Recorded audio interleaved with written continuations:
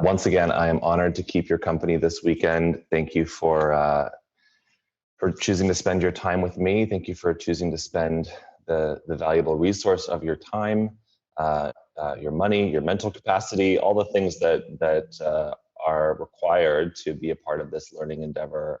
I always take the responsibility of this seat of teacher with tremendous gratitude and tremendous respect to all of you out there. So thank you for trusting in me, and thanks for choosing to spend your time with me.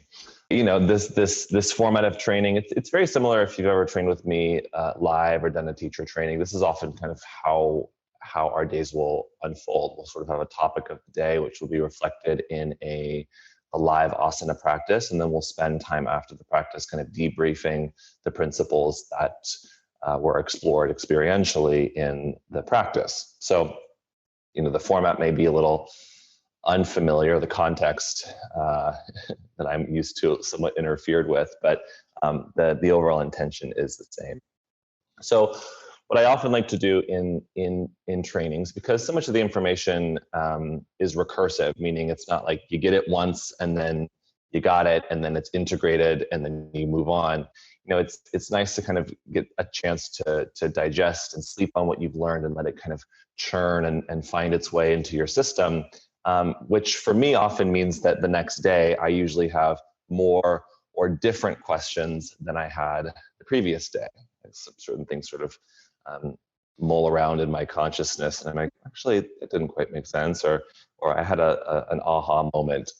So we're gonna save like sort of the more expanded Q&A for the end of this session. And just a quick note, because we have 2 sessions today and I want to give you guys ample time in between the 2 sessions to both take a break and take the second class if you have not done so already.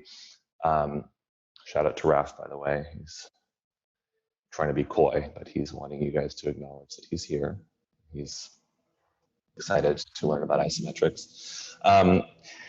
I do want to take a couple questions, if there are any, as it relates to the work we did yesterday. So if anything sort of occurred to you in the last, however long it's been, 15 hours, feel free to type it in the Q&A box. Serena will probably pick 1 or 2 questions that seem, well, no offense if your question doesn't seem relevant, but questions that can hopefully kind of pull on some of yesterday's threads. And I am happy to answer them. So just to be clear, I'm wanting to address questions from yesterday's work on the regression and progression, which we explored relative to the single leg stability class, and then we're going to move the conversation forward to isometrics. So if you do have a question about isometrics, wait for after today's session, because it very well may be answered.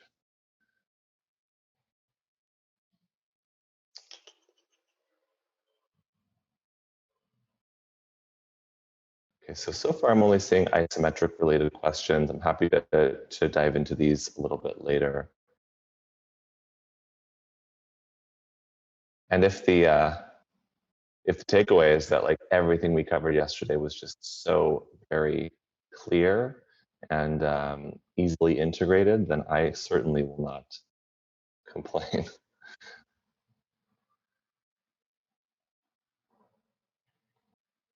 Okay, I'm seeing a question here from Barbara. It says, with moving of the hips on the floor, have you come across any student with anatomy bone issues, and what is your modification?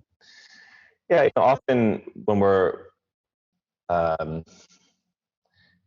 teaching movements that require us to move on a hard surface, individuals are going to have varying degrees of comfort or discomfort as it relates to doing that.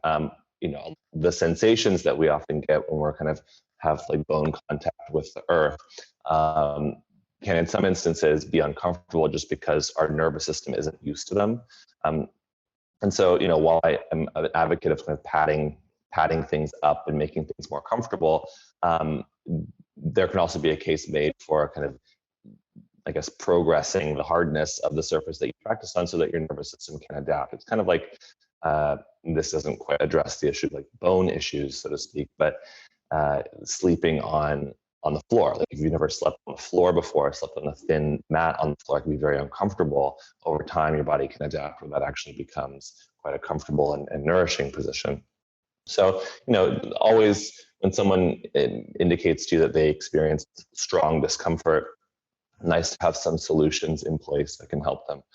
And for me, instead of kind of prescribing, like, here's what to do about that, I usually find myself just asking more questions, because discomfort can take on many forms. It can take on the form of pain. It could take on the form of, discomfort could be relative to just somebody's experience being, or their expectation being confronted, or maybe just strong sensation. I had a teacher some years ago who used to describe, instead of saying like, "Ow, that hurts," or if we were in her class in like a deep stretch and students were kind of complaining about the pain, she would refer to it as sensory richness. And even just for me, that shift in kind of perspective of, I'm experiencing a richness of sensation, doesn't necessarily need to be identified as discomfort or pain, unless it is, right? If it's too rich, if it's like too intense, if I lack the capacity to kind of process what I'm experiencing, then we need to find some way to kind of decrease the sensation so I'm not overloaded. So in short, yeah, if rolling around on the floor or having that contact with the floor is too much, give yourself a softer, more comfortable surface. Let's see. Information about primary and secondary movement.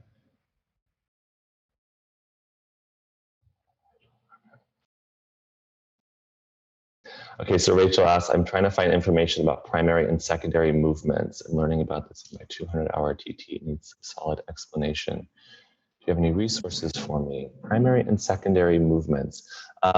I'm not entirely certain what you're referring to, and that could just be indicative of my own ignorance. I don't claim to know it all.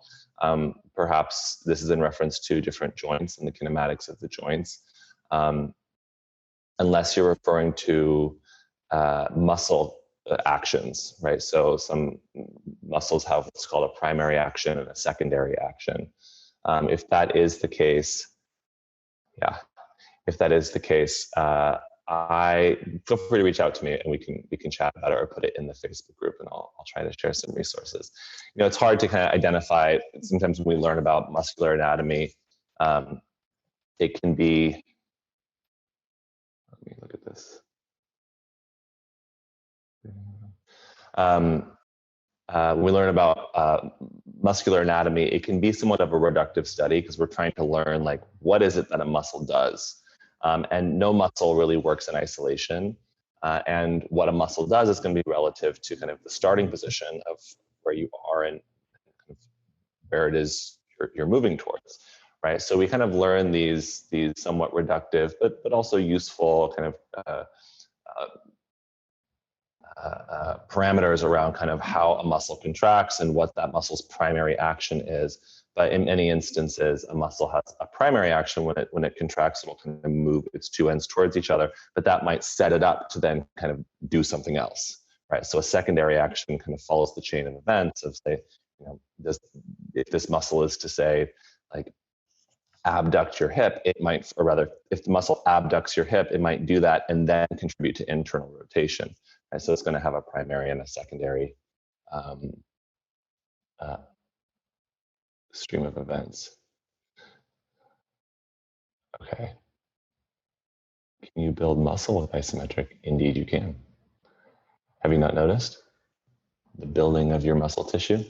Okay, I'm going to pause on the questions for now. If some of these questions still prevail after the session, I will stay on for 20, 30 minutes and dive into these. And Rachel, remind me, and I'm happy to share some information, expanded information about types of muscle contractions, or rather primary and secondary muscular actions. Okay. Oh, good. That was helpful. It's always nice.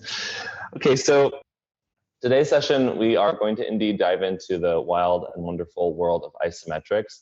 Interestingly enough, when I released this program on the YI platform, there has been a tremendous amount of there has been a tremendous amount of wonderful feedback from the program, of it having played a useful role for people, both in the increase of their strength gains, and for some folks, even in the rehabilitation of old injuries or kind of movements in their joints that perhaps previously were accompanied by pain, and kind of everything in between. Because I'm not someone that tends to work with I don't work with private clients so much in that capacity. Releasing material to the world gives me very interesting case study on how this work actually kind of lands and affects a broad demographic of humans. So when I put out this course, my intention was pretty straightforward. I teach isometrics often in my teacher trainings and in weekend workshops and such, and many students requested that I develop a resource that had a lot of my favorite like isometric drills. And so I thought, well, instead of kind of giving you a document with all the isometric drills, which is impossible because there's no limit to what you can do isometrically, I decided to release a 6-part program that incorporated a lot of what I found to be quite effective isometric drills. So to see how they have been of value and how they have affected the tissues, the kind of quality of being, of strength, of aptitude of the individuals that have participated in the program has been really, really, really wonderful and really meaningful. As I said, my intention was really to not just create a resource with those drills, but also, as the course suggests, to increase your ability to stabilize yourself in these positions that are pretty common to a typical yoga practice, right? So there's a session on upper body pushing strength, which we apply to a lot of the arm balances, chaturanga, etc. There's a pulling practice, which there's not a lot of pulling, loaded pulling in a traditional yoga practice, but we certainly make use of those kind of tensile biomechanic forces when we come into a lot of the back bend poses. We have the hip mobility session, squat session, there's a handstand session and a back bend session. And the application to a particular pose is of interest to me, but oftentimes when I teach things along this line of, say, skills and drills or kind of diverse mobility strategies, I'm not just interested in improving your yoga practice. I really want to increase your levels of embodiment and your levels of empowerment and all the things that can come along with making a valuable investment in a pose. So, as we saw yesterday and as we'll see again today, oftentimes the decision to teach a pose or to invest in a pose is sort of the starting point, but what you can learn along the way and what your body can develop and skills you can invest in along the way, for me, are way more interesting, right? Meaning, like, if you're able to check the box of chaturanga and have a better experience in that pose, great. If along the way you're able to strengthen your rotator cuff and figure out how to mobilize your shoulders and reach your arms overhead without pain, if that's something that you've experienced before, that's actually a bit more meaningful to me. So it's nice to see how many boxes can be checked, so to speak, by investing in the skill of isometrics. And I'm excited to dive into it with you guys today. So without further ado, what I would love to do, if I can get this box to respond here, is take a look at some of your feedback from the session. I saw some wonderful posts that were shared over the last 24 hours. But as I asked yesterday, feedback for me kind of falls along the lines of, like, what did you learn? What were some of the takeaways for you? What did you, if you liked the class, if you thought it was a great class, what about it made it a great class for you? If you didn't like the class, it wasn't effective for you, what about it did you not like? So I'm going to, it's always daunting to ask 150 people for feedback at once, but if you have anything that you'd like to share about your experience taking the isometric push class, please go ahead and type it in the box, and I will read aloud some of the feedback.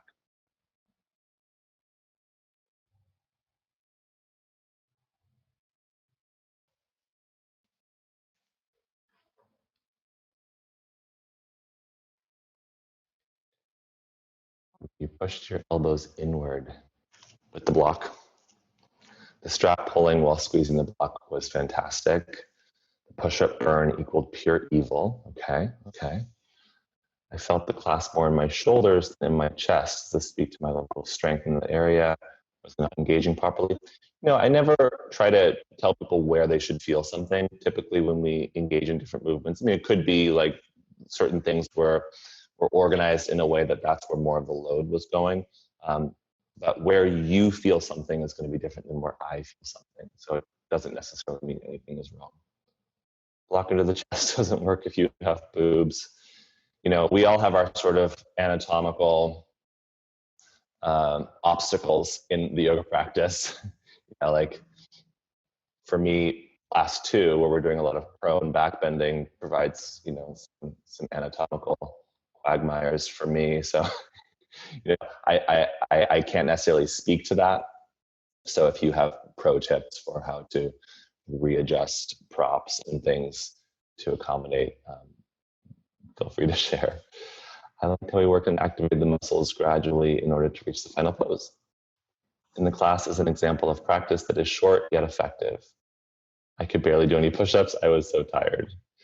Class was challenging, more so than I thought. Love the use of block on the strap. Yeah, you're not alone there with the block memory difficulty. Sounds like I love the strengthening of those isometrics. See how they will expand practice. I'm just going to scan through some of these. Push-ups were still hard, but more doable. As a vinyasa teacher, it's refreshing to take a non-vinyasa class that slows down and helps train the muscles.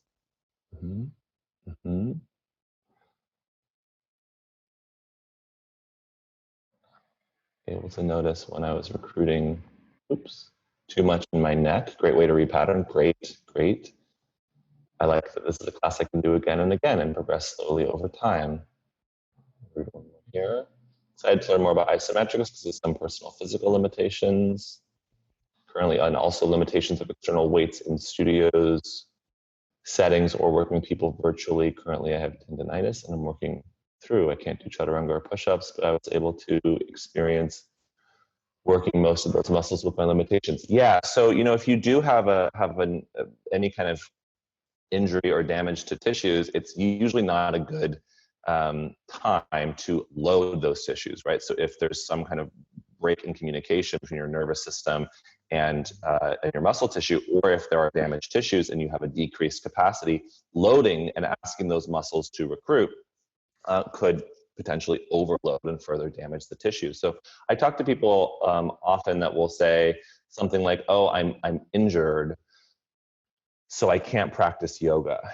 And I always push back against that because it depends on what your definition of yoga is. If for you, a yoga practice is a vinyasa practice that includes sun salutations, ergo chaturanga needs to occur, or a lot of whatever weight-bearing exercises there are, then yes, I would agree that if you have, say, a wrist injury or elbow injury, shoulder, then a typical vinyasa practice would likely be contraindicated.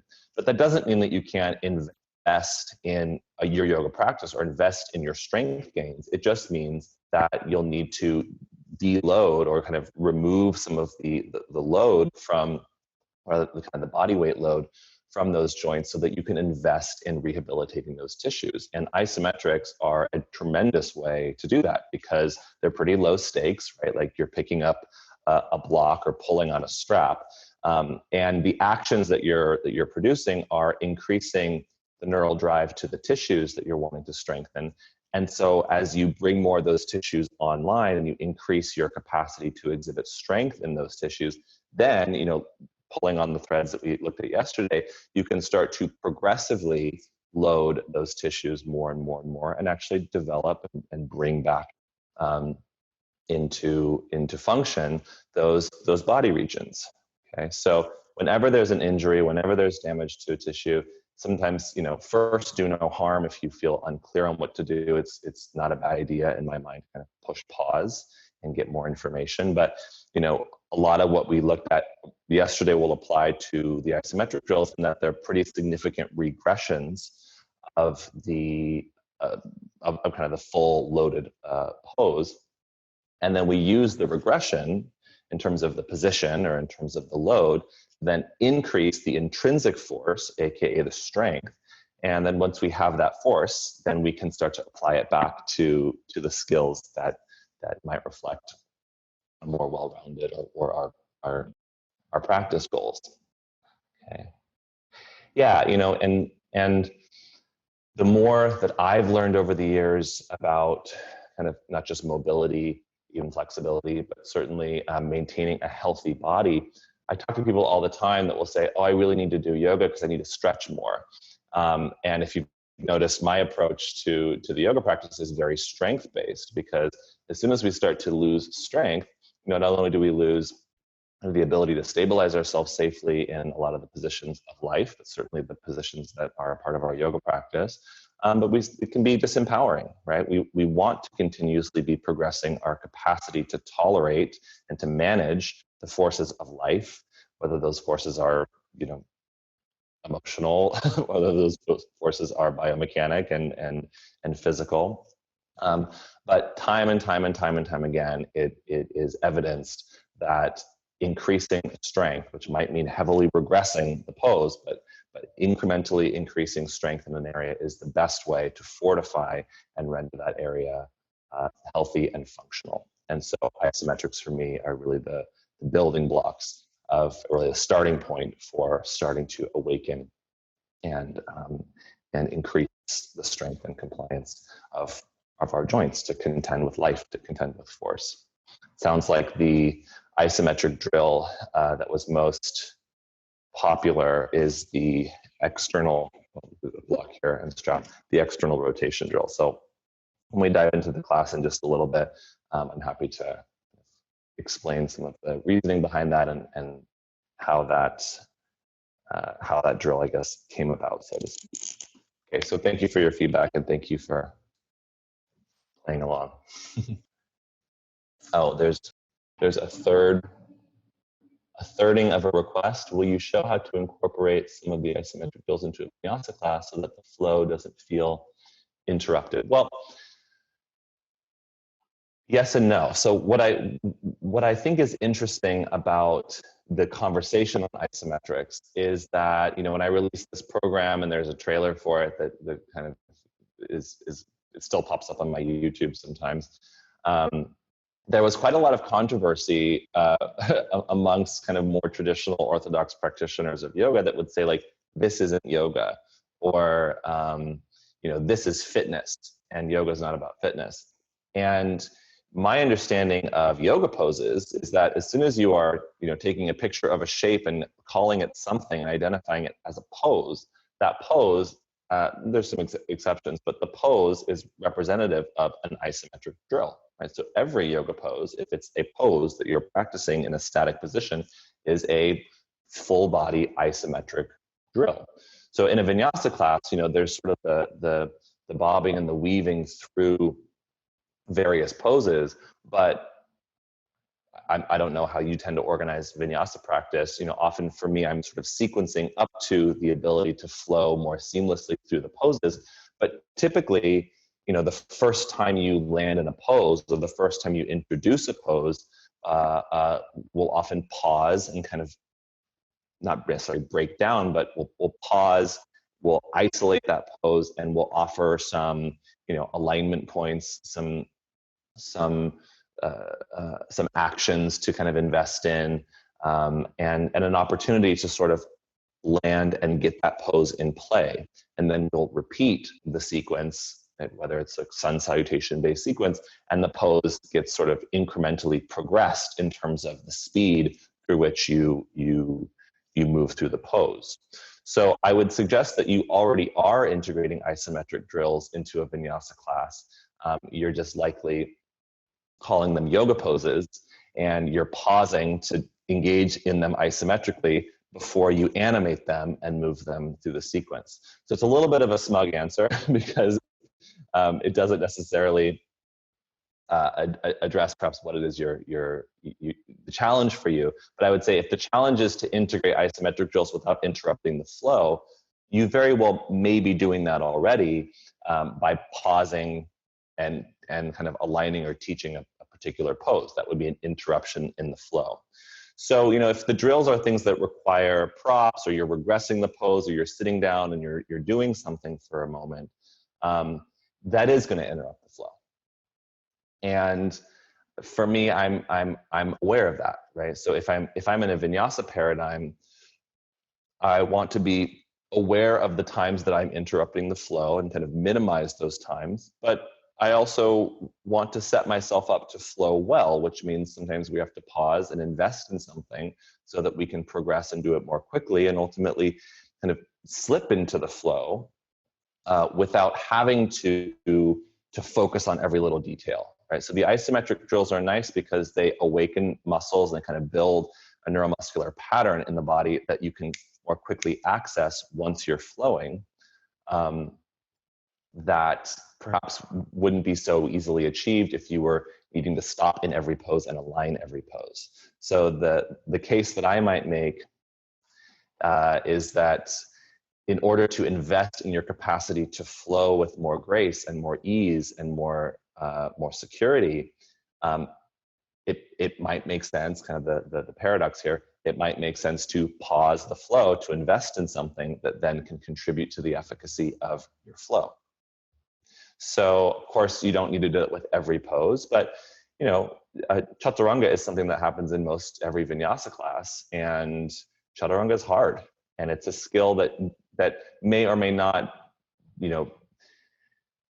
develop just from doing chaturanga over and over and over again, right? There's this concept that practice and all is coming, like just keep doing the thing over and over and over again, and your body will ultimately adapt to be able to do that thing. And that is accurate. Your body will adapt based on what it is that you're doing. But what you may be doing in chaturanga might not be the chaturanga that you want your body to be adapting around. Okay, so I, in a vinyasa class, am more than happy to stop and break things down.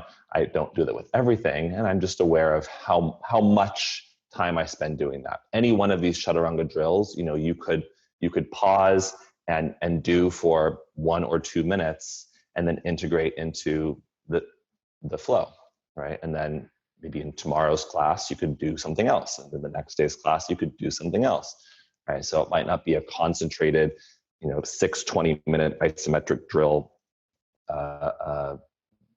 vignette that you teach throughout the week, but feel free to pluck any of these drills out of the course and insert them into the class, or at the time that most benefits and suits your needs.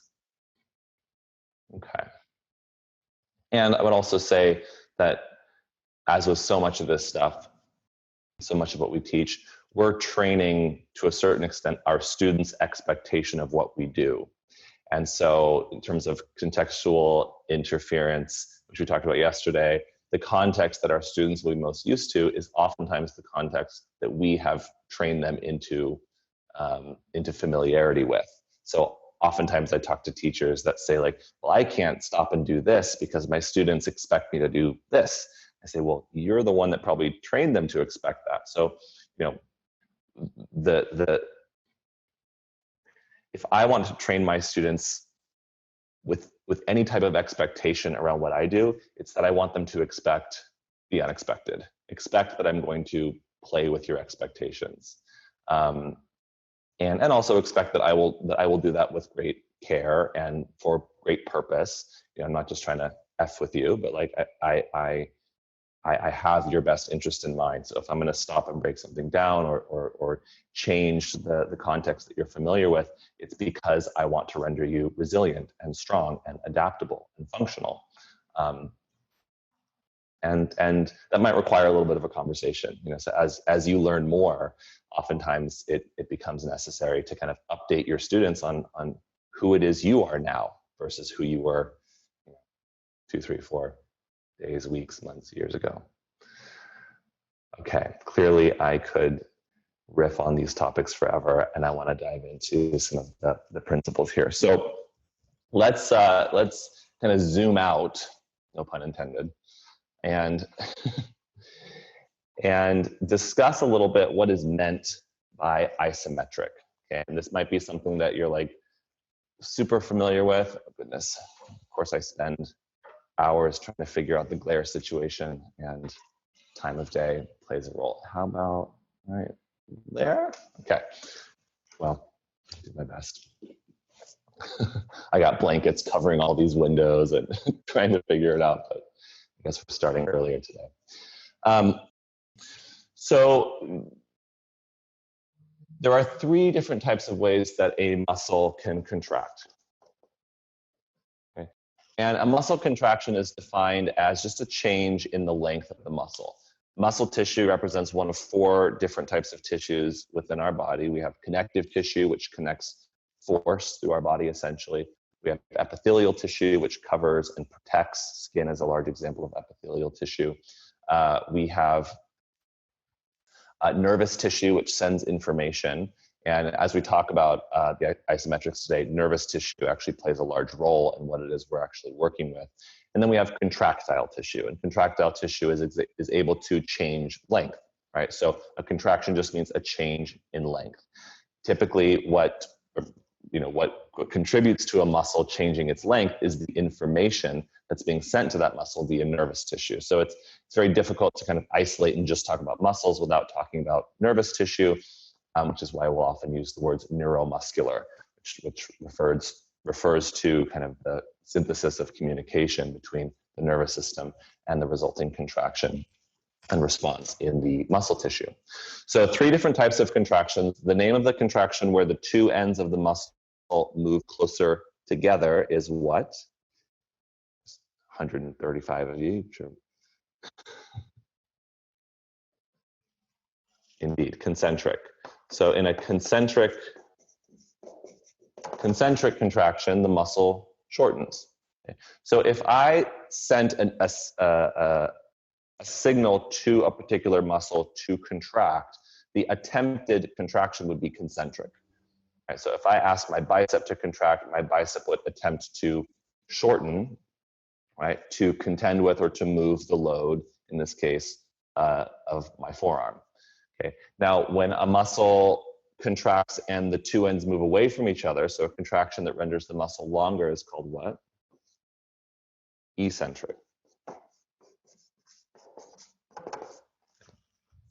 In terms of neurological complexity, it is quite difficult to send a signal to a muscle to ask it to lengthen. Typically, the way that we get a muscle to lengthen is by sending a signal to the antagonist muscle on the other side to shorten. Right? So if I want to lengthen my bicep, so to speak, I might send the signal to my tricep to shorten, which will act like a lever to extend my elbow, and then my bicep lengthens.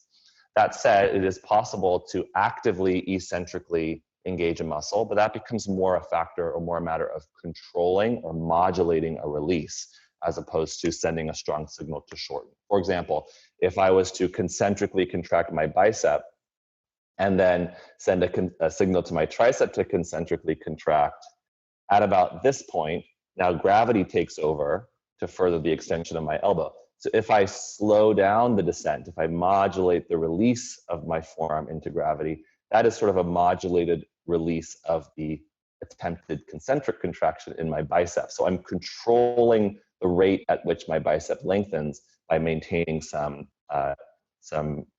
control, some activation in the bicep itself. So something I heard once that made good sense to me is that concentric contractions are often about power, right? So it's overcoming resistance.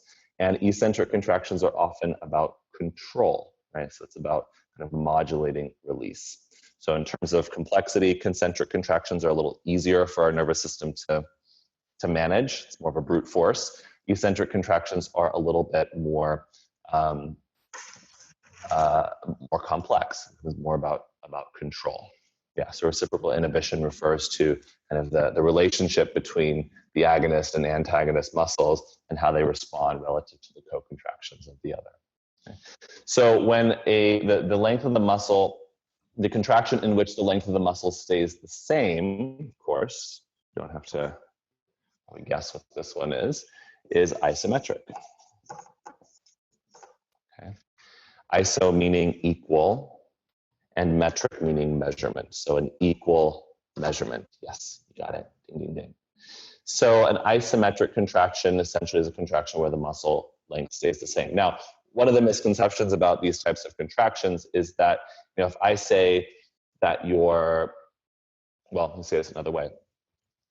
A common misconception that I find is that sometimes we confuse contract with engage, right? Contraction just means a change in length. It doesn't necessarily mean that the muscle is active or the muscle is being like voluntarily contracted, right? For example, right now, as I hold on to the back of this bar, my bicep is concentrically contracted. It's in a shortened position, okay?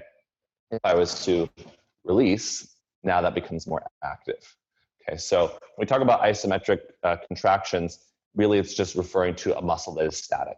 So if you took a picture of a yoga pose and asked somebody like, what are the different contractions going on in this yoga pose? The technical answer would be that they're all isometric, because we're not seeing the movement of how we got into the pose, how we got out of the pose. Okay, so it can be a little confusing to try to identify muscle contractions in a static position or based off a picture of a pose. We really need more of the story of the kind of kinetics, the movement of how it is that we got into and out of the class. It always bugs me when teachers say to engage but don't give a cue or technique. Yeah, like how do you engage something? What does it mean to engage your bicep? Right. So we'll talk a bit about that today and how to kind of connect those neural pathways so that the student knows what it means to engage something. Okay, so because the quality of an isometric contraction is a variable that you don't necessarily know, it's really up to the individual, up to the instructor, to create clarity around when it is we mean to create sort of an active contraction versus when the contraction might be more or less passive. So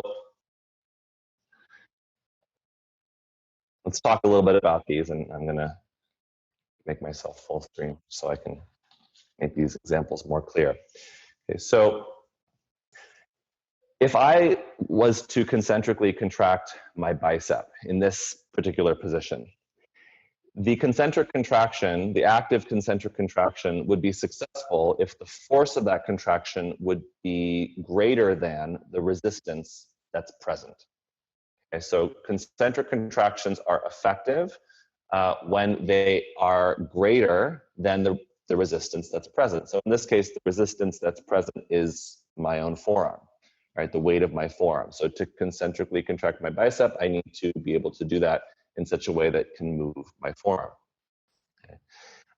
If my forearm my elbow has been flexed, and I am to eccentrically contract my bicep, then that's going to be, the success of that contraction will be relative to my ability to kind of allow that resistance to win, so to speak, to modulate the release of that resistance.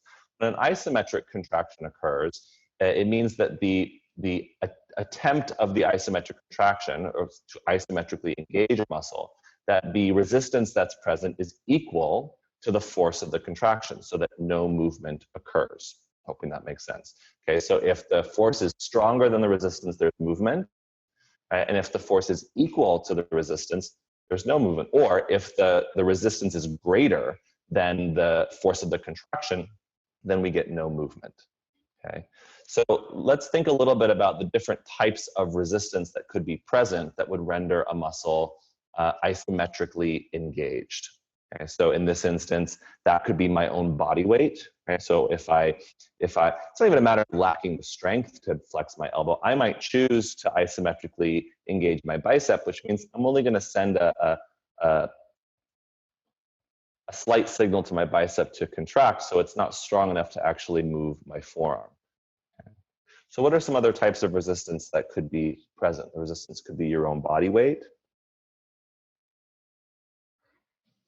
Any guesses? Yeah, the resistance could be a fixed object. So we do that in the isometric class. Someone wrote a floor or the wall. So the resistance could be, taking my hands on the floor and pushing into the floor or pushing into the wall. Of course, I like to think of myself as a pretty strong individual, but I'm not yet strong enough to move the wall or move the floor. Okay, so that would be kind of an action where I know the resistance is going to be stronger, so I can sort of engage maximum contraction of the muscle, and invest in an isometric skill. Or in some instances, the push into the floor makes me move, not the floor. Okay, so we can still get some concentric, eccentric movement in the muscle. Someone said pressing a prop like a block or a strap. Yeah, so creating partially closed chains, right, creates sort of resistance. Now in this case, the fixed object, so if I'm pushing into a fixed object like the wall, I'm doing all the work to try to move the wall. You might call that like an overcoming kind of action, trying to overcome the wall. If I'm pulling on a strap or squeezing onto a block, this is not a fixed object, right? So I'm actually working a little bit harder in this case because I'm working with myself, right? I'm sort of, my right hand is pushing to the left, my left hand is pushing to the right, and I can yield, I can allow one side to win or the other, or I can match the force and render the movement symmetric or render it still. Okay, so I typically refer to these as yielding exercises, right? Overcoming wall, floor. Yielding is working with my own partially closed chains. Someone said a partner. So yeah, so if you're working with another person, then that yielding activity becomes more dynamic because you have to work with another person's nervous system, right? You're not yielding into yourself, you're yielding into one another. Okay.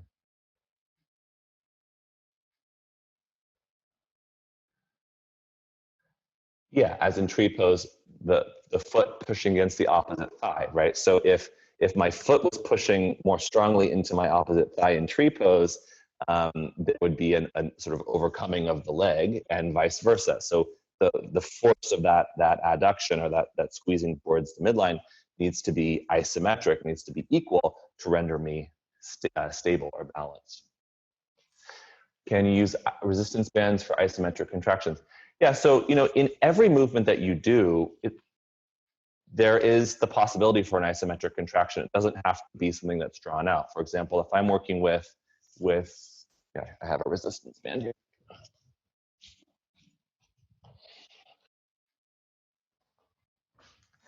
If I'm working with a resistance band, and let's say I'm doing a bicep curl, when I go from this position to this position, this would represent a concentric contraction. Okay, and when I go from this position to this position, this would be eccentric. Okay, but oftentimes if you are familiar with weight training and you are participating in like a particular recipe or protocol for loading a muscle, sometimes they'll even tell you how long to work the concentric, the eccentric, and the isometric portions of that particular drill. So typical strategy that I use is a 1-1-4, which means I would go for a 1 second concentric, sort of power, a burst, and then a 1 second isometric where I hold, and then a 4 second eccentric where I work control. So that might look like 1, hold, 1, 2, 3, 4. 1, hold, 1, 2, 3, 4. And if I was to play with that differently, it could be a 1, 2, 4, 1, hold, 1, 2, 3, 4.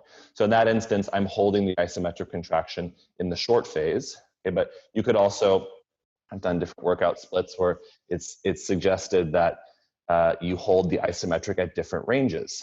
Okay, so it could be 1, hold, hold, hold, hold, 2, hold, hold, hold, hold. Okay, there's also a case to be made for really slowing down the eccentric phase and just working on motor control in that way. Like you might do a 10-second slow eccentric release. So there's all different ways that you can play with isometrics and integrate them even into just a single rep. It doesn't have to just be isometrics and only isometrics, but that does become a bit more complex to manage. Okay, so we'll talk in a little bit here about perhaps why, I want to do it the other side, but why we might want to invest specifically in isometrics and only isometrics for a time before animating and integrating that into other forms of movement. But to the question earlier about even say vinyasa, isometrics can be something that you play with. It makes me think too about the phases of breath, right? So in the cycles of breath, so there's four parts to a breath in Sanskrit. Well, not in Sanskrit, it would be the inhale, the retention or the pause at the top, the exhale, the pause at the bottom. It's called purakas, inhale, antara kumbhaka, pause at the top, rachaka, and then baya kumbhaka at the bottom. I think I'm pronouncing this correctly.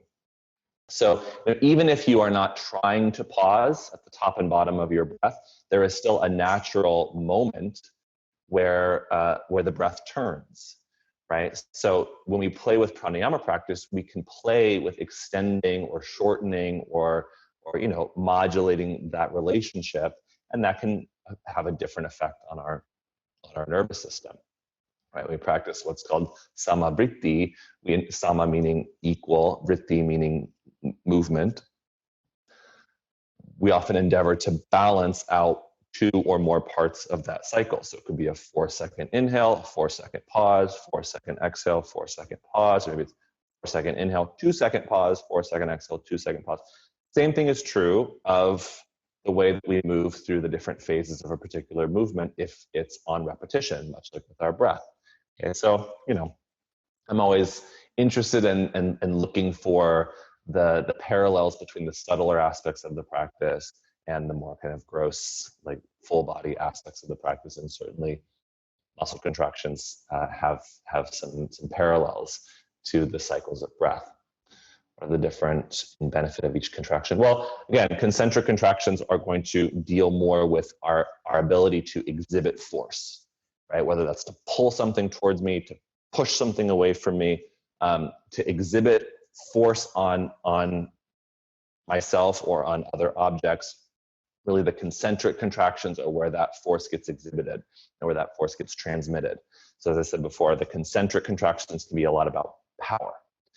The eccentric contractions are more about control, right? So if I'm lowering from plank into chaturanga, I'm not pushing myself away from the floor. I'm controlling my descent in, or I'm yielding into gravity, right? If gravity just like overtook me and I collapsed to the floor, that would represent a loss of control, right? So eccentric contractions can help us develop greater motor control, okay? Isometric contractions can help us with stability, right? My stability might be referenced as my ability to maintain my position amidst opposing force. Okay, so all of these different attributes are going to contribute to a well-rounded body. My sense of power, my sense of control, my sense of stability, and how I synthesize and put all these together is going to contribute to my fluidity, my grace, my adaptability, right? My mobility. Okay? So one is not better than the other, and they all are going to play a valuable role. It seems the reverse breath in Pilates works better with these cues than yoga breath. Yeah, I often get that feedback when I teach. So you can work with breath in different ways, but typically we will often couple the exhibiting of force with an exhale. There's different reasons for this. The increase of intra-abdominal pressure helps to translate and distribute force outward. So if I was doing weight training or body weight training, I might. The question I'm referring to, or the comment I'm referring to, is it's Gillian or Jillian. It seems that reverse breath in Pilates works better with these cues than yoga breath, right? Which is to say, like, if I was going to push myself up off the floor and I did that with an exhale, right? Or if you're weight training, typically when you are pushing against gravity, or when you're in the concentric phase, we usually use an exhale to exhibit power, and the inhale is sort of the modulated release.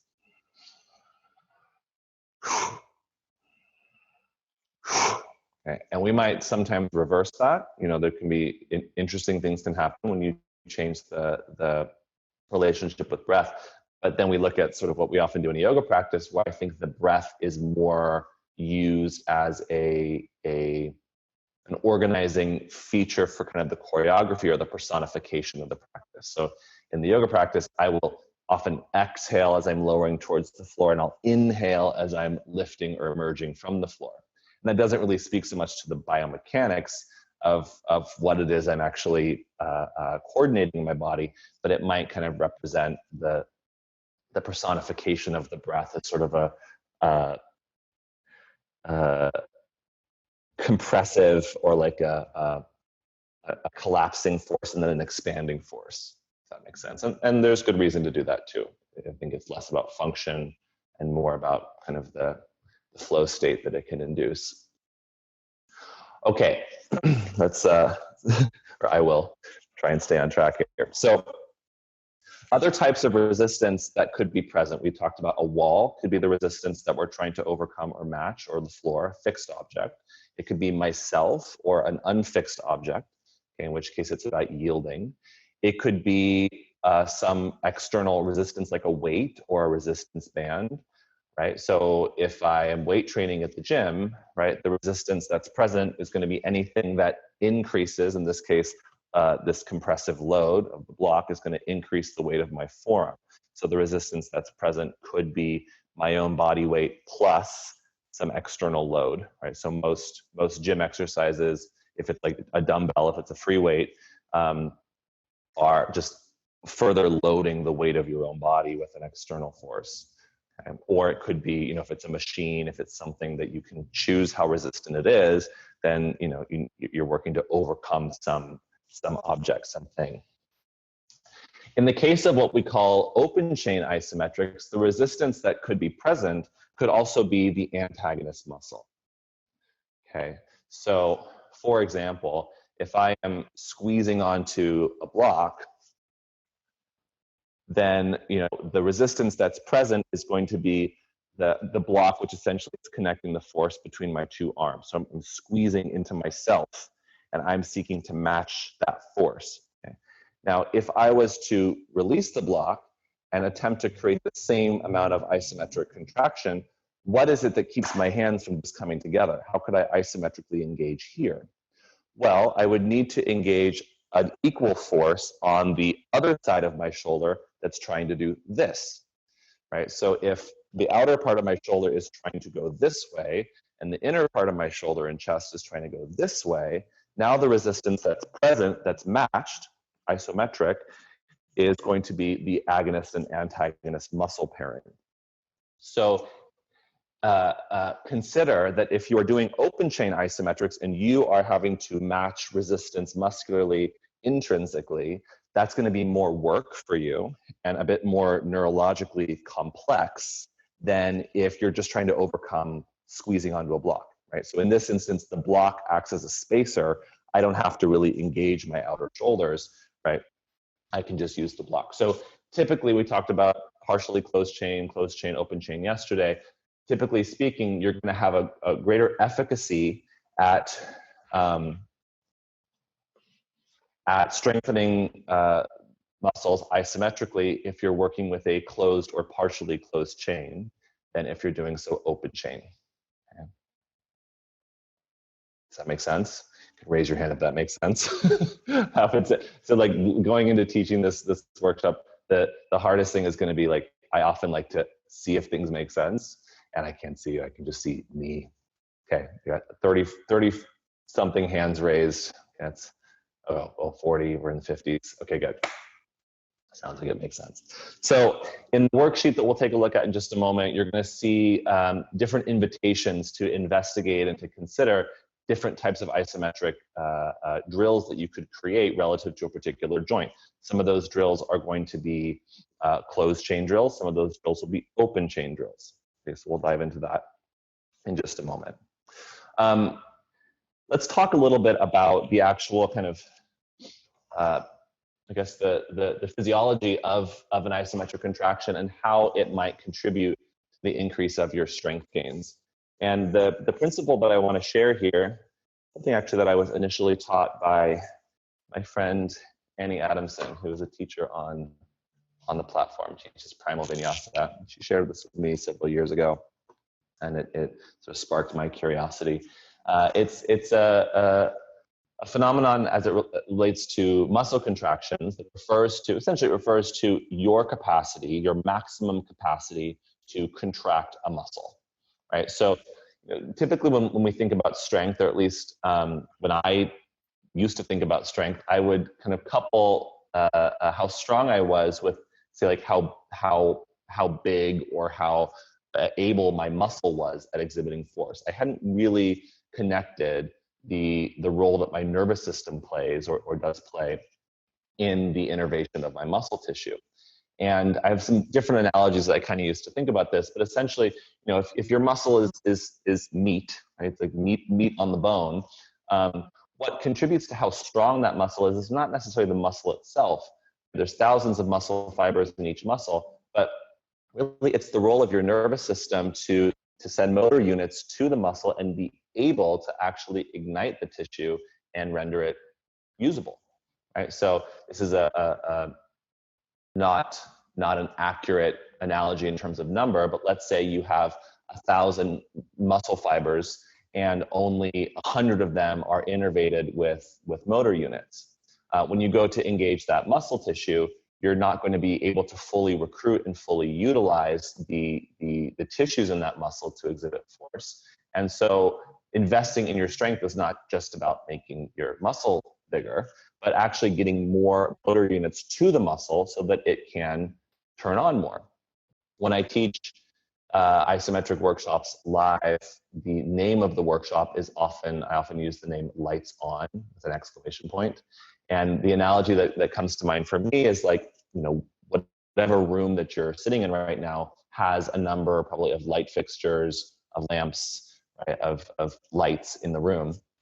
And if you were to go and flip the switch to turn those lights on, you may or may not get a fully lit room. And that would depend on not the light fixtures, but it would depend on the circuitry that goes to the light fixtures. And it would depend on the light bulbs that are installed and functional in each light fixture, the wattage of those light bulbs, and a number of factors. So just having the light fixtures, just having the light switch doesn't render the room lit, so to speak. It's going to require ample circuitry and the adequate wattage and functioning bulbs in each light in order to fully turn them on.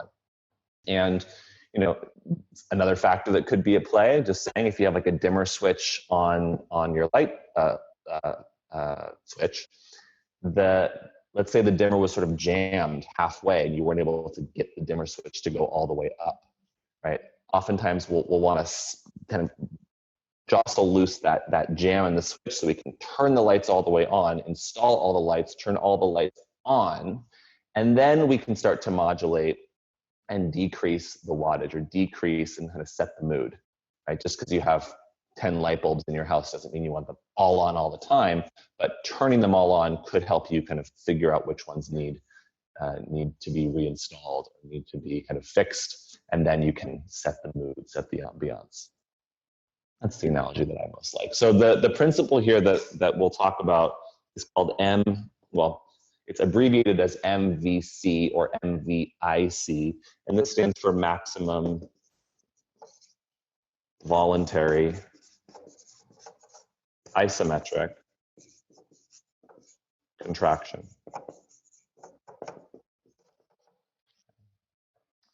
So maximum voluntary isometric contraction, or maximum voluntary contraction, basically references the maximum amount that you can voluntarily, get ready for have your mind blown, the maximum amount that you can voluntarily contract a muscle.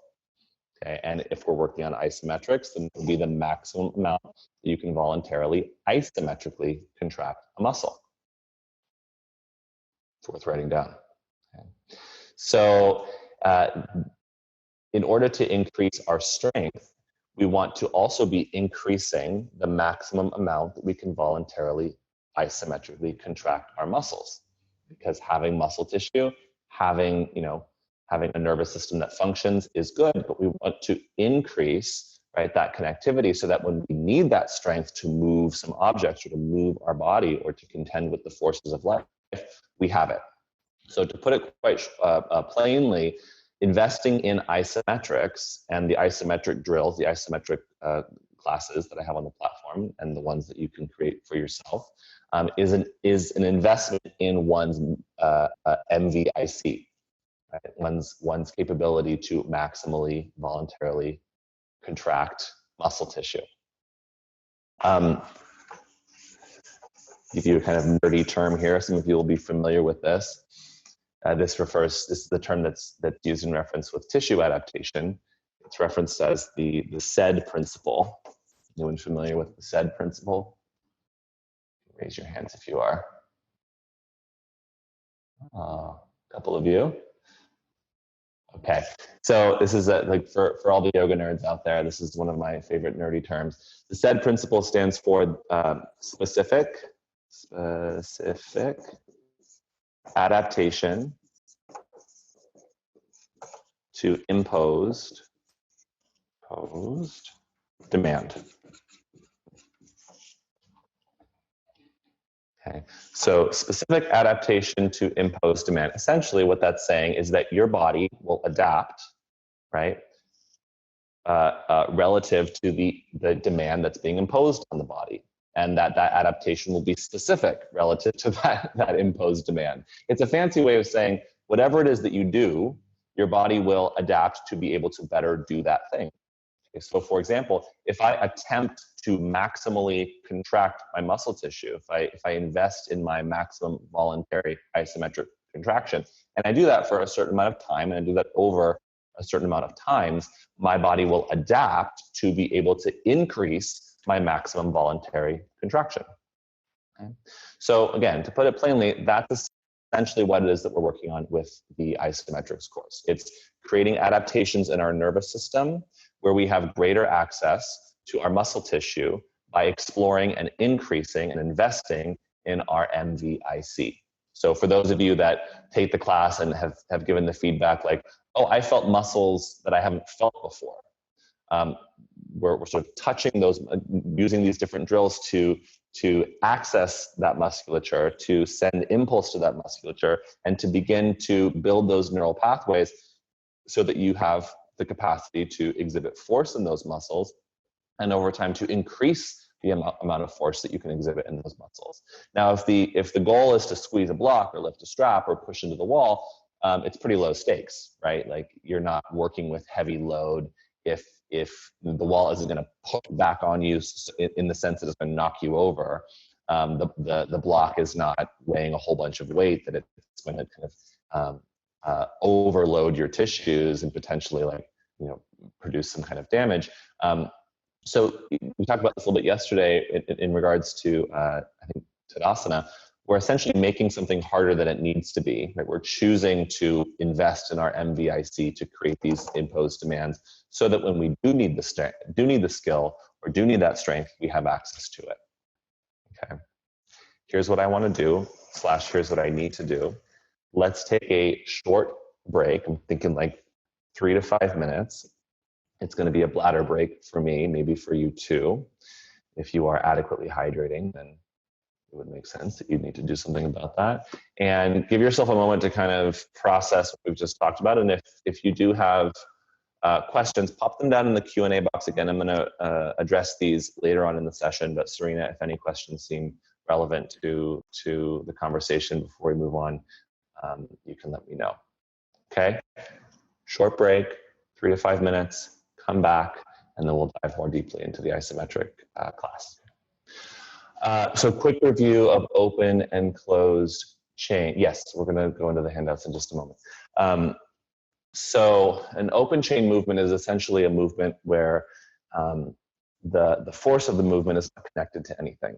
So for example, right now, if you were to ask, is my arm open or closed chain, the answer would be open chain, because there's no connection between my hand and an object or of the floor, right? So if I was to push through my arm, that push is not going into anything. It's an open chain action. If I was to connect that push to the floor, okay, Now, if I exhibit that same force, that force goes into the floor. And incidentally, what we know about physics is that every action has an equal opposite reaction. So now the floor is pushing back into me. So there's a closed kinetic loop of force now that goes between me and the floor. So a closed chain movement would be something that connects my force to a fixed object. How I'll define, sometimes you'll hear this defined as a closed chain movement as well. You could argue that my body is a fixed object, right? So I'm using the block to close the chain between my two hands. Sometimes we'll refer to this as a partially closed chain. As it relates to isometrics, right, it's going to be easier to create an isometric contraction in a closed chain movement. It's going to be a little more complex to create an isometric contraction in an open chain movement. Right? Because in an open chain movement, I need to provide, like if I go to push my hand this way isometrically, I could just keep going, right? That push could send me this way. So I actually need to generate some force back here to pull me this way, right? So that that force is balanced and I'm rendered static or still. Whereas if there's a wall here, if there's something I'm pushing into, that wall's not going anywhere, so it's kind of taking care of half of that equation. So in an open chain, that's why yesterday we identified open chain movements as being more progressed than closed chain movements. In open chain movements, you have to do more intrinsic work to stabilize, whereas in a closed chain movement, you're working with something else. So, you know, it would be possible, like you could do a whole kind of open chain workout, you know, where you're generating like all that force in your tricep and your bicep to increase your strength. And this actually would be more kind of neurologically complex, right, to get stronger just doing isometrics like this than it would be to actually work with some resistance. Because now I'm actually, in this case, now I'm actually working with something that's pulling me in the other direction, okay, as opposed to my tricep being the thing that pulls me in the other direction. Let's actually experience this briefly, and then we'll go into the worksheets here. So let's kind of take a look at different ways that you can generate resistance and work with isometric force. Okay, so let's actually do this with your bicep. Seems to kind of work well. Now, in terms of the biceps, because they are pulling muscles, it's kind of hard to find like a fixed object that you can pull on that's not going to move. It could be a doorknob, or like underneath a countertop or something like that. Let's kind of simulate a closed chain fixed object by using our legs. You'll just have to do a little bit of work in your legs to render them fixed. Okay, so have a seat. If you have a shag pillow, you can sit on that. If not, sit on whatever's comfortable for you. And bend your knees and bring your legs in front of you like this. Okay, and then take your hands and hold on to the backs of your legs, just kind of above your knees. Okay, so if you press your heels into the floor, so your legs aren't going to move. Make your legs fixed, press down. Now we're going to generate an attempted concentric contraction in the biceps, as if I'm trying to move my legs. But let's have the force of my legs moving this way and the force of my hands moving this way be equal, okay, or isometric. So you're going to pull on your legs and generate an isometric contraction in your biceps. Okay. Now, I could tell you engage as much as you can, and that'll take you more in the vicinity of your MVIC, your maximum voluntary isometric contraction. Okay, but it is possible to increase that. And you can increase that through imagination, through visualization, and through awareness. Okay, welcome to yoga. So we're going to put your attention into your biceps. I want you to actually imagine that the fibers of your bicep, imagine there's thousands of fibers in your biceps. There are. And imagine that like only, let's say 600 of them are being recruited right now.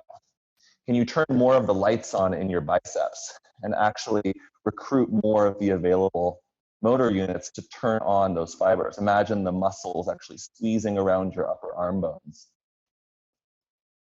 And put more of your attention in your biceps and turn on the remaining like 30% of those muscle fibers. Really go for your maximum voluntary amount of contraction. Squeeze, squeeze, squeeze, and then release. Okay. So when we work with MVIC, another important point, your maximum voluntary contraction is really in reference to a relatively short amount of time, right? The longer we start to hold that voluntary contraction, will start to diminish in our capacity. So the research that I'm aware of suggests that at about the 40 to 45 second mark, it doesn't have to be all at once, right? You could do 5 seconds, 10 seconds, kind of repeat, or you could spread it out over the course of a session, or you can do it all at once, 45 seconds, MVIC. It's at around that mark that our body adapts and turns on more of the available, motor units. Celebratory. So, did you guys feel that? What does that mean? What did you feel? Like, could you feel an increase in muscle tissue coming online? Right. So if you were going to go to the gym, say, actually do some weightlifting, it might make good sense to do something like that first, right? To turn on more of those available motor units, so that then when you start to add resistance, you actually have greater capacity. It's why in the isometric session, I finish each session by doing something, by applying that, by animating the movements. In the case of this program, working with a particular pose or a particular movement. So in that case, we're using a closed chain. It's easier in your right bicep. I don't know why. It could be that you're right-handed. It could be any number of things, but it is possible to get more available motor units to come on in your left side as well. So it just might take sort of an asymmetrical approach to create more balance. So this would be working with a fixed object, right, to create bicep contraction. Okay, now let's try a partially closed chain, and we'll work again with ourselves, and we'll add resistance from our other hand. Okay, so let's do the left side first. Take your right hand over your left hand. You can just rest your elbow on your leg.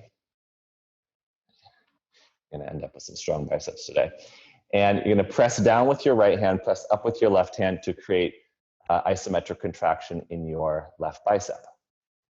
So if you were to, this would be a partially closed chain, but if you were to increase the resistance of your right hand, your right arm, you have to also increase the force in your left hand. So keep those forces matching each other. And it's really up to you. Like, you could work this at 10%, 20%, 30%, 50%, 100% of your maximum available capacity, which for me usually is accompanied by some shaking. So for a moment, go to 100%. See if you can amp that up. And then strike that in half, take it to 50. And then go to 25. And then 10. And then 0. Okay. And keep in mind, we're working this contraction at this particular range of motion. We could work it at every different range of motion. And what we typically find is that you'll have the most power in the shorter phase or in the shorter range, and you'll have less power as that lever lengthens and the muscle gets longer. Okay, so it's useful to strengthen at various intervals we do in the program. Let's try the right side, press, left-handed to right hand. One of the compensation patterns here is the shoulder rolling forward. So take your scapula and roll it a little closer to your spine. So try to match between left hand, right hand. It's right there. Okay.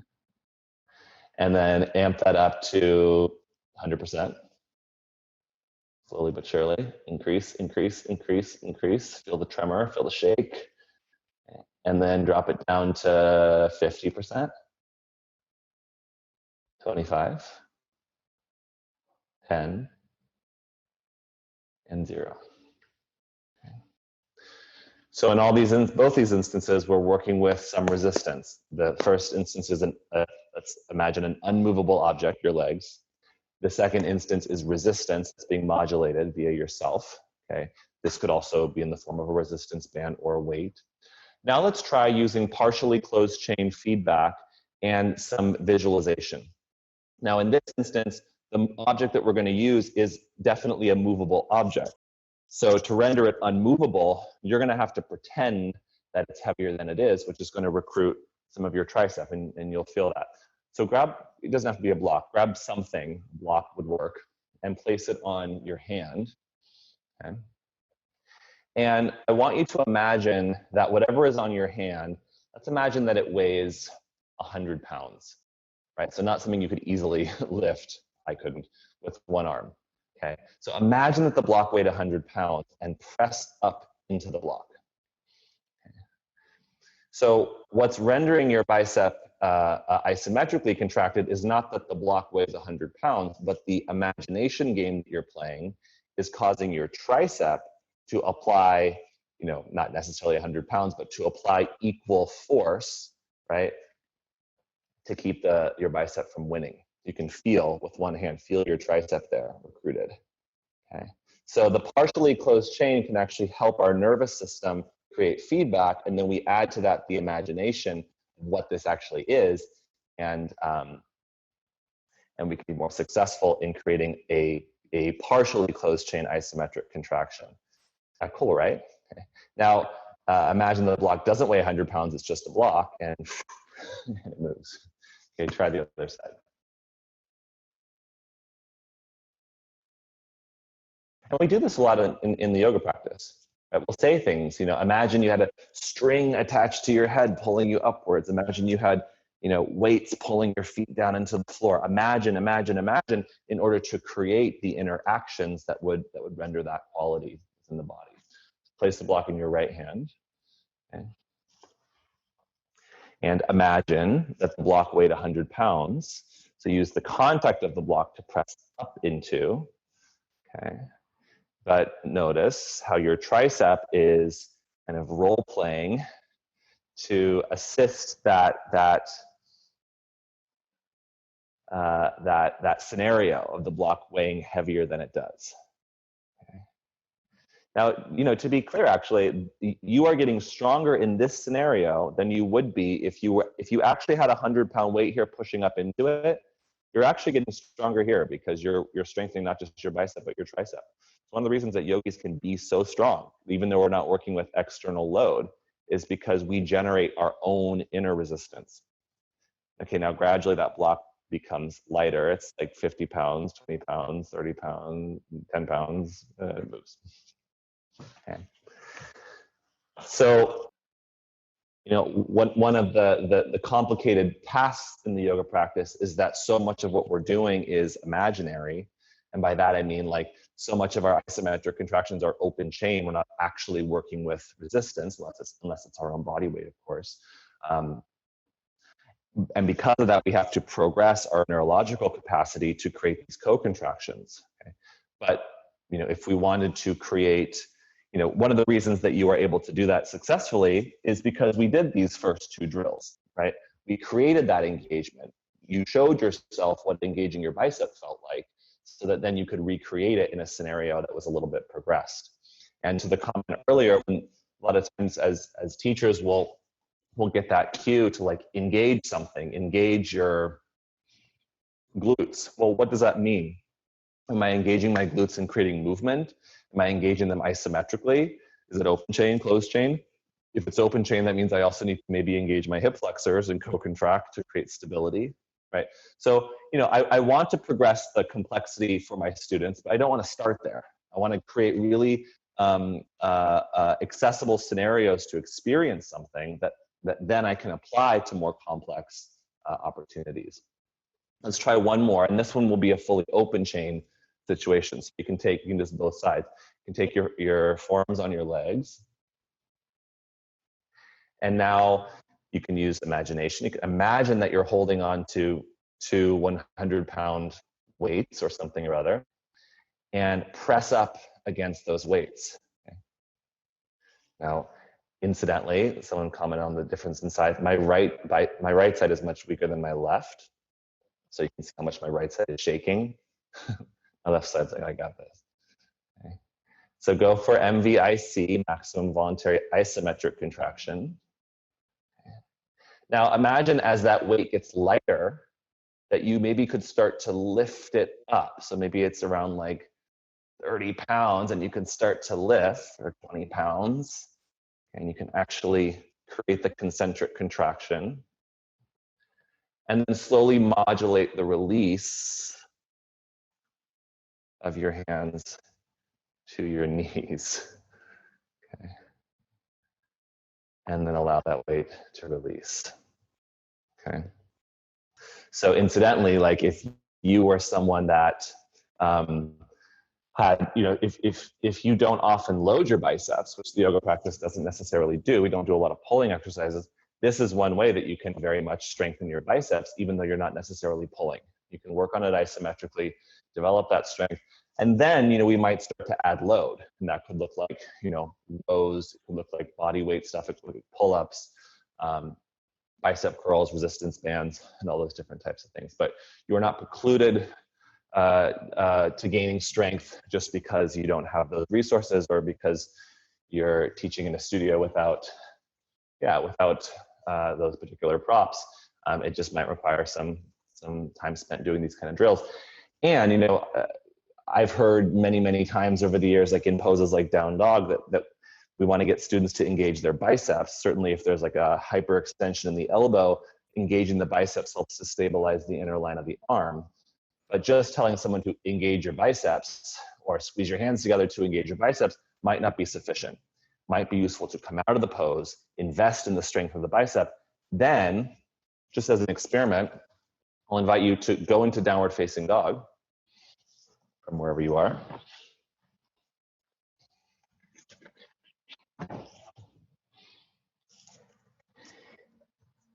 And I'm just going to give you the instruction, engage your biceps.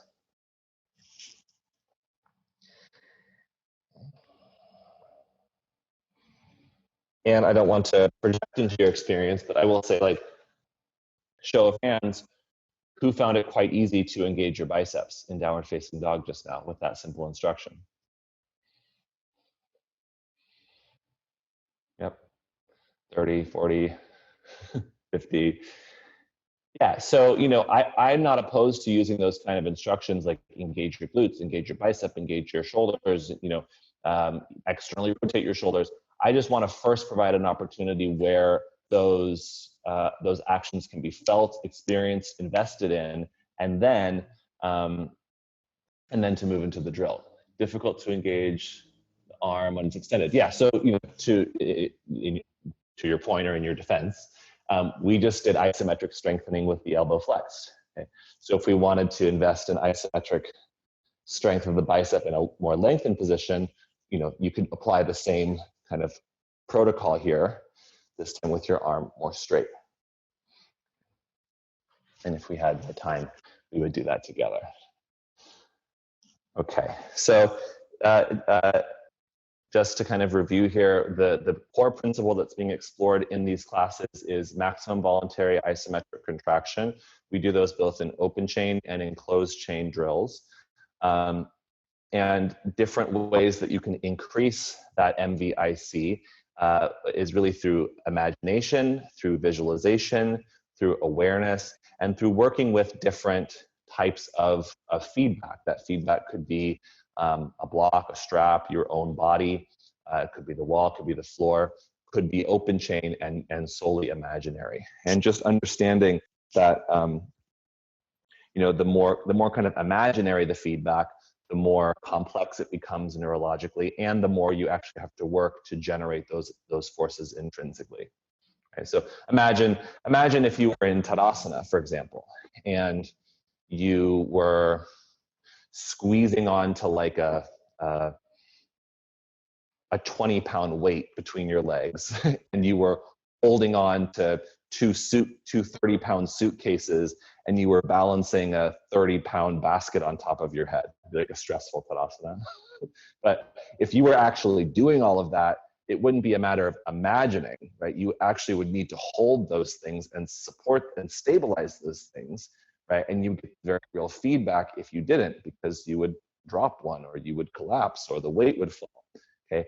As soon as you take those external loads away and you engage Tadasana, that requires quite a bit more complexity to get those actions to happen. It's, lift your kneecaps and squeeze your legs together and push them apart and squeeze your hamstrings and lift your shoulders and pull your shoulders down. It's really creating all these co-contractions, all these counteractions that result in what we call global tension. So, I will often use, if I don't have, often I do have the resources of like imagine this was a heavier thing you were balancing, or imagine you were holding on to 2 suitcases, so on and so forth. But if I don't have those, oftentimes the cues that I'll offer in class will invoke sort of an imaginary scenario that would give context to the type of engagement I'm trying to create. Okay, so let's take a look at the worksheets. I'm going to go a little bit quickly through the first one, just in the interest of time, and then we'll take a look at the one that I created for this particular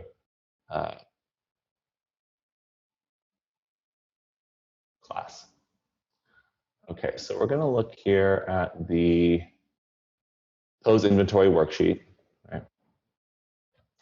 And in this class, my priority was not necessarily to teach chaturanga. You'll notice I didn't call it a chaturanga class. I called it an upper body push class. And one of the reasons for that is I didn't want to be bogged down, I guess, by the confusion of what chaturanga is and what chaturanga isn't.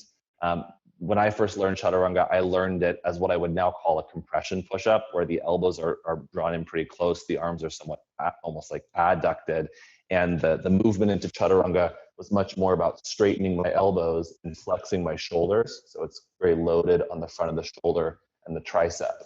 Okay. That's not necessarily the context I was given. It was just keep your elbows in.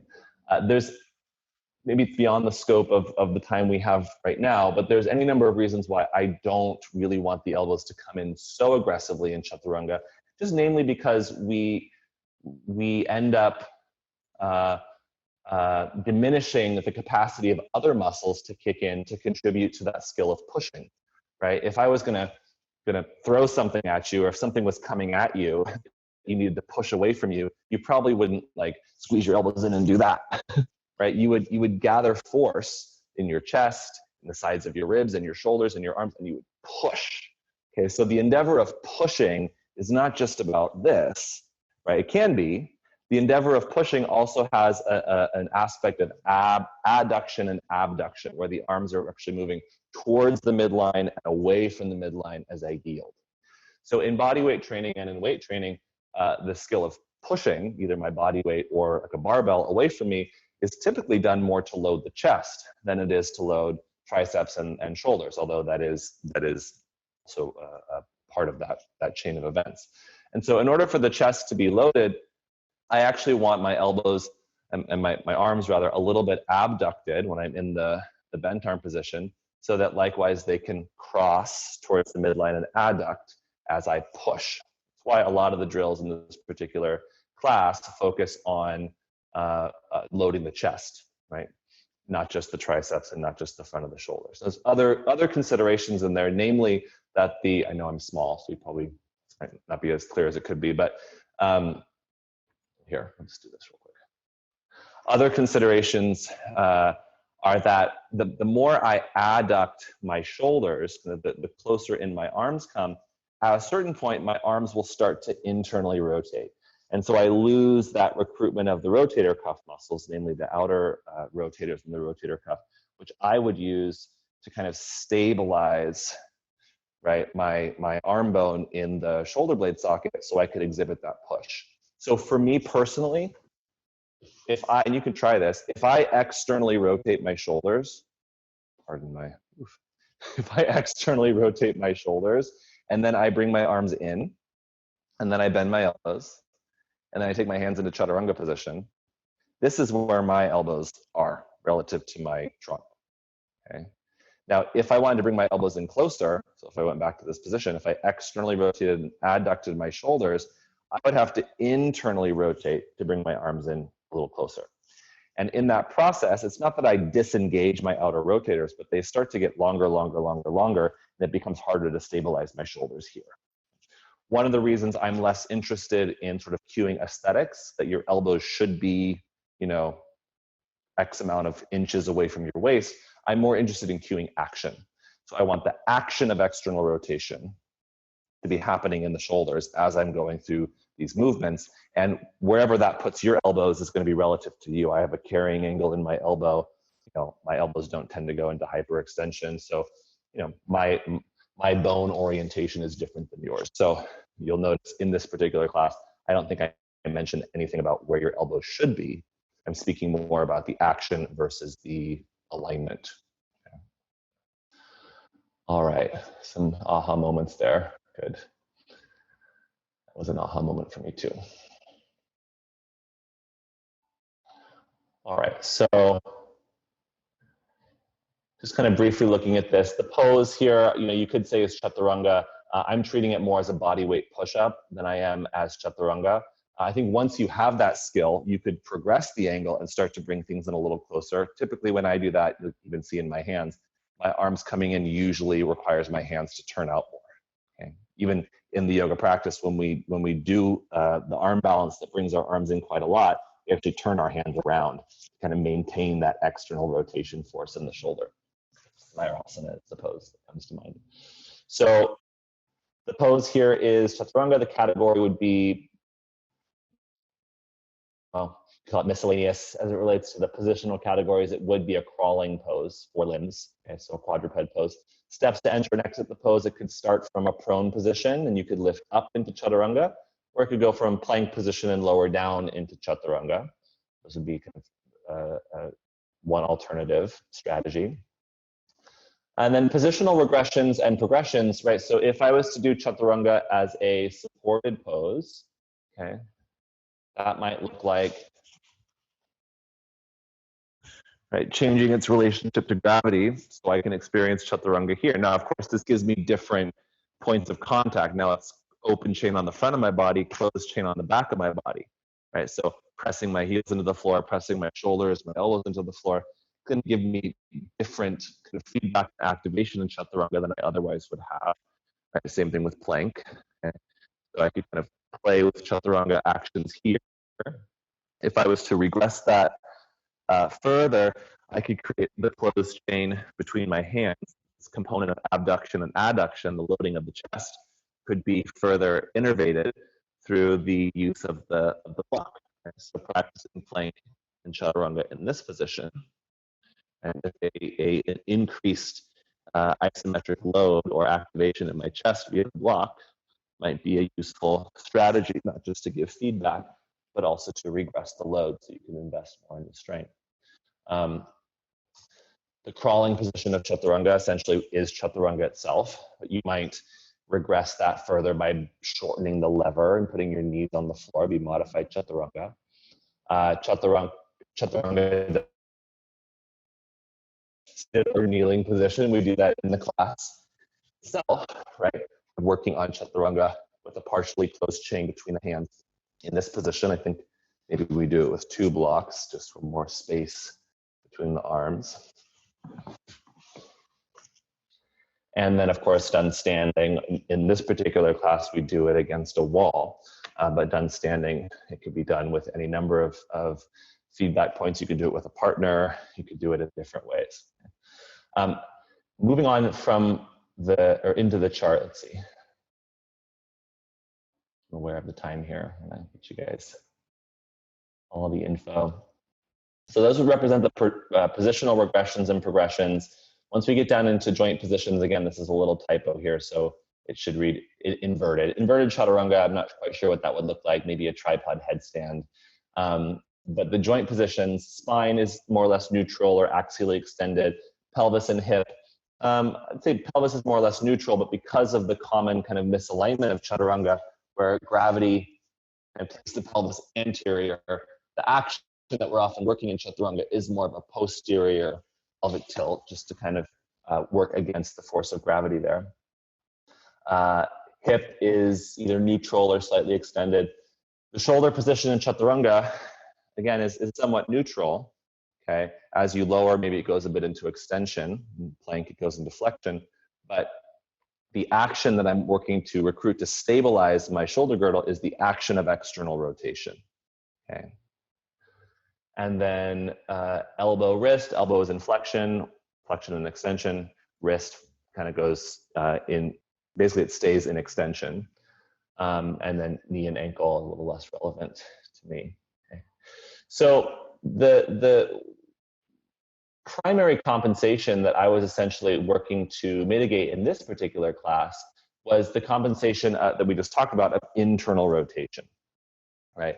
That as I go to load my shoulders, there's many interesting reasons why this may be the case. It could relate to the structure of the shoulder itself, the glenohumeral joint itself, even the way that our bodies develop tend to do so with a bit more of this inward spiral as we kind of unfold and unfurl. So my capacity to generate an outward torque in my shoulder, right, and then maintain that as I push and modulate release towards the floor is a challenging skill. You might even argue that poses like plank and chaturanga really are a progression of your capacity to generate outer torque in your shoulder. So much of the chain of events that occur that we might identify as a misalignment of chaturanga are as a result of inner torque creeping into the shoulder. We start to push, then we end up using more of these muscles at the base of your neck, right, to kind of assist this action, as opposed to really recruiting the chest muscles, the serratus anterior, the triceps anterior shoulder, right? All the muscles that kind of contribute to our skill of pushing strongly. Yes, and I also am aware that because of the position of chaturanga in the wrists, the floor is holding your wrist in this passive kind of 90-degree flexion.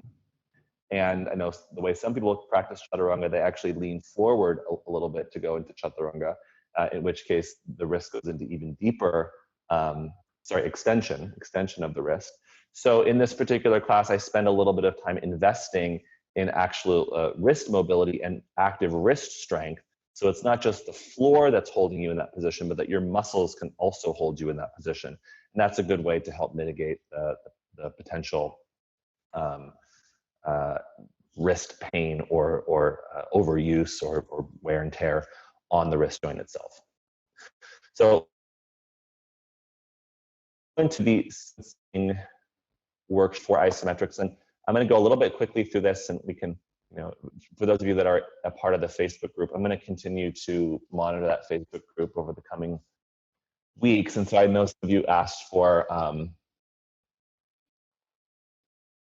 Serena, I'm not sure what you're referring to here, but I love you all the same. Arthritis of the wrist would be an issue to reference for some. I was just speaking to potential wrist pain due to arthritis.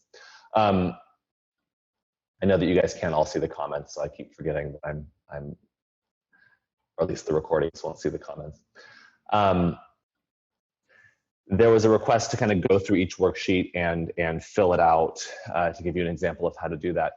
In my mind, the class itself is an example of the worksheet. So if you look at the sequencing PDF, I don't say it should be, but in time it ought to be clear how those lines are connected between the drills in the class and where they might go into the worksheet. And in doing so, you'll be able to see, which parts of the worksheet I omitted, which parts were not relevant to that particular class for me, and which parts of the worksheet were. And that's going to be dependent on not just the pose, not just the movement, but what my priorities are that day. With something like chaturanga, there's a lot of different things that could be my priority. So when I have 20 minutes to teach a isometric drill or isometric drills relative to a pose, I'm going to make the choice on what I want to focus on. In this class, what I chose to focus on was core stabilization to mitigate the compensation pattern of the spine kind of extending. So we did some core isometrics. I chose to focus on isometrics for the chest to really help load the chest in adduction as we modulated the different positions in the shoulder. And I chose to focus on external rotation. So those kind of three components of being able to abduct and adduct the shoulders, maintaining external rotation in the shoulder girdle, and maintaining kind of trunk stability were my priority for the 20-minute 20-minute drill-based class that we had. The other thing that I do in the beginning of this particular class is some what I'm calling passive to active holds in the wrist. I am not an FRC teacher, but for those of you that have exposure to the mobility modality called FRC, functional range conditioning, there's a whole catalog of drills of exercises that they call passive range holds, which essentially are the same principle here, which is to say by moving a joint into its passive end range and then leaving it there, you'll be able to increase your active range of motion, right? So for me personally, if I went to extend my wrist joint, that's about as much wrist extension as I get actively using the extensors of my wrist. If I then explore my passive wrist extension, I can go a little bit further. Okay? So by kind of going into my passive end range and then attempting to hold my wrist there, I can begin to create more isometric strength at a shorter position in the muscle than I otherwise would be able to if I was just working on active wrist extension. So I do that in two ways in this class. One is by using my hand as an assist to kind of stretch my wrist and then hold. And then I do it in a second way by using the floor and my body weight to kind of go into active, rather passive wrist extension. And then I create the action of trying to hold that position as I shift back and lift my wrists or lift my fingers up off the floor. So you'll see in the worksheet a section focused on possible passive to active holds relative to your area of focus. And we also do that yesterday in the single leg stability class, right? In the beginning of class, we go passive, hip flexion, and then hold and release leg. So the reason I don't do that for much of the joint positions in chaturanga is that chaturanga really isn't making use of very deep ranges of motion where I would want to, necessarily invest in my active end range, because I'm not really going into my end range so much in chaturanga. It's more about strength, less about kind of going into territory where I might lose that power. Now, that's not necessarily the case. You could argue that in the chest, depending on how low you go in chaturanga, it might be useful to invest in some active end range strengthening here. But I made the choice in 20 minutes to focus on doing that in the wrist. Okay. So I'm going to pull up the worksheet for this, understanding isometrics. So again, it's leveraging the information that you kind of work with in the pose inventory worksheet. But the pose here would be a push-up or chaturanga. Body region focus for me in this class was shoulders, wrist, core. The level of this class, I guess I might kind of throw that to you guys. What do you think the level of this class was? For me, it's sort of a level, I would call it an all levels class, really, because everything that we do in this class was progressive, meaning it all kind of started at a place that would be more or less achievable for everyone. And I give the invitation as we move through that like only progress to the next level if you're able, right? If you can achieve blah, blah, blah in this pose, then you can progress, further. So if you can do chaturanga on your knees, if you can do chaturanga on your forearms, then progress and do it with a longer lever. If not, go back and keep working on it here. So when I'm creating sort of a progressive strategy and giving options and prereqs essentially to move forward, I would call that sort of a mixed level approach. Time for this class was 20 minutes. Available props, I used a block, 2 blocks of strap, and the wall. So the first section is, and you'll see this reflected in the sequencing PDF, the section I'm calling Awaken. That's just to say, before you're going to sort of increase the neural drive to all these muscles and tissues and hold and load these positions, just give yourself some time to move and awaken the joints themselves. Okay, so in this class, it began with really the positions that we were going to explore in the shoulder was external rotation, adduction, abduction, and sort of this flexion extension of the shoulder and elbow. So we start with some awakening drills to rotate our shoulders, to adduct and to abduct, different angles, right? And to extend and to flex. Same thing with the wrist. Okay, so nothing too complex here, but good idea to kind of turn on the computer before you start to work on it, right? So bring the circuitry online before you start to kind of saturate any particular position. So this awakening section is to kind of encourage you to brainstorm on the different body regions of focus and how you can awaken them.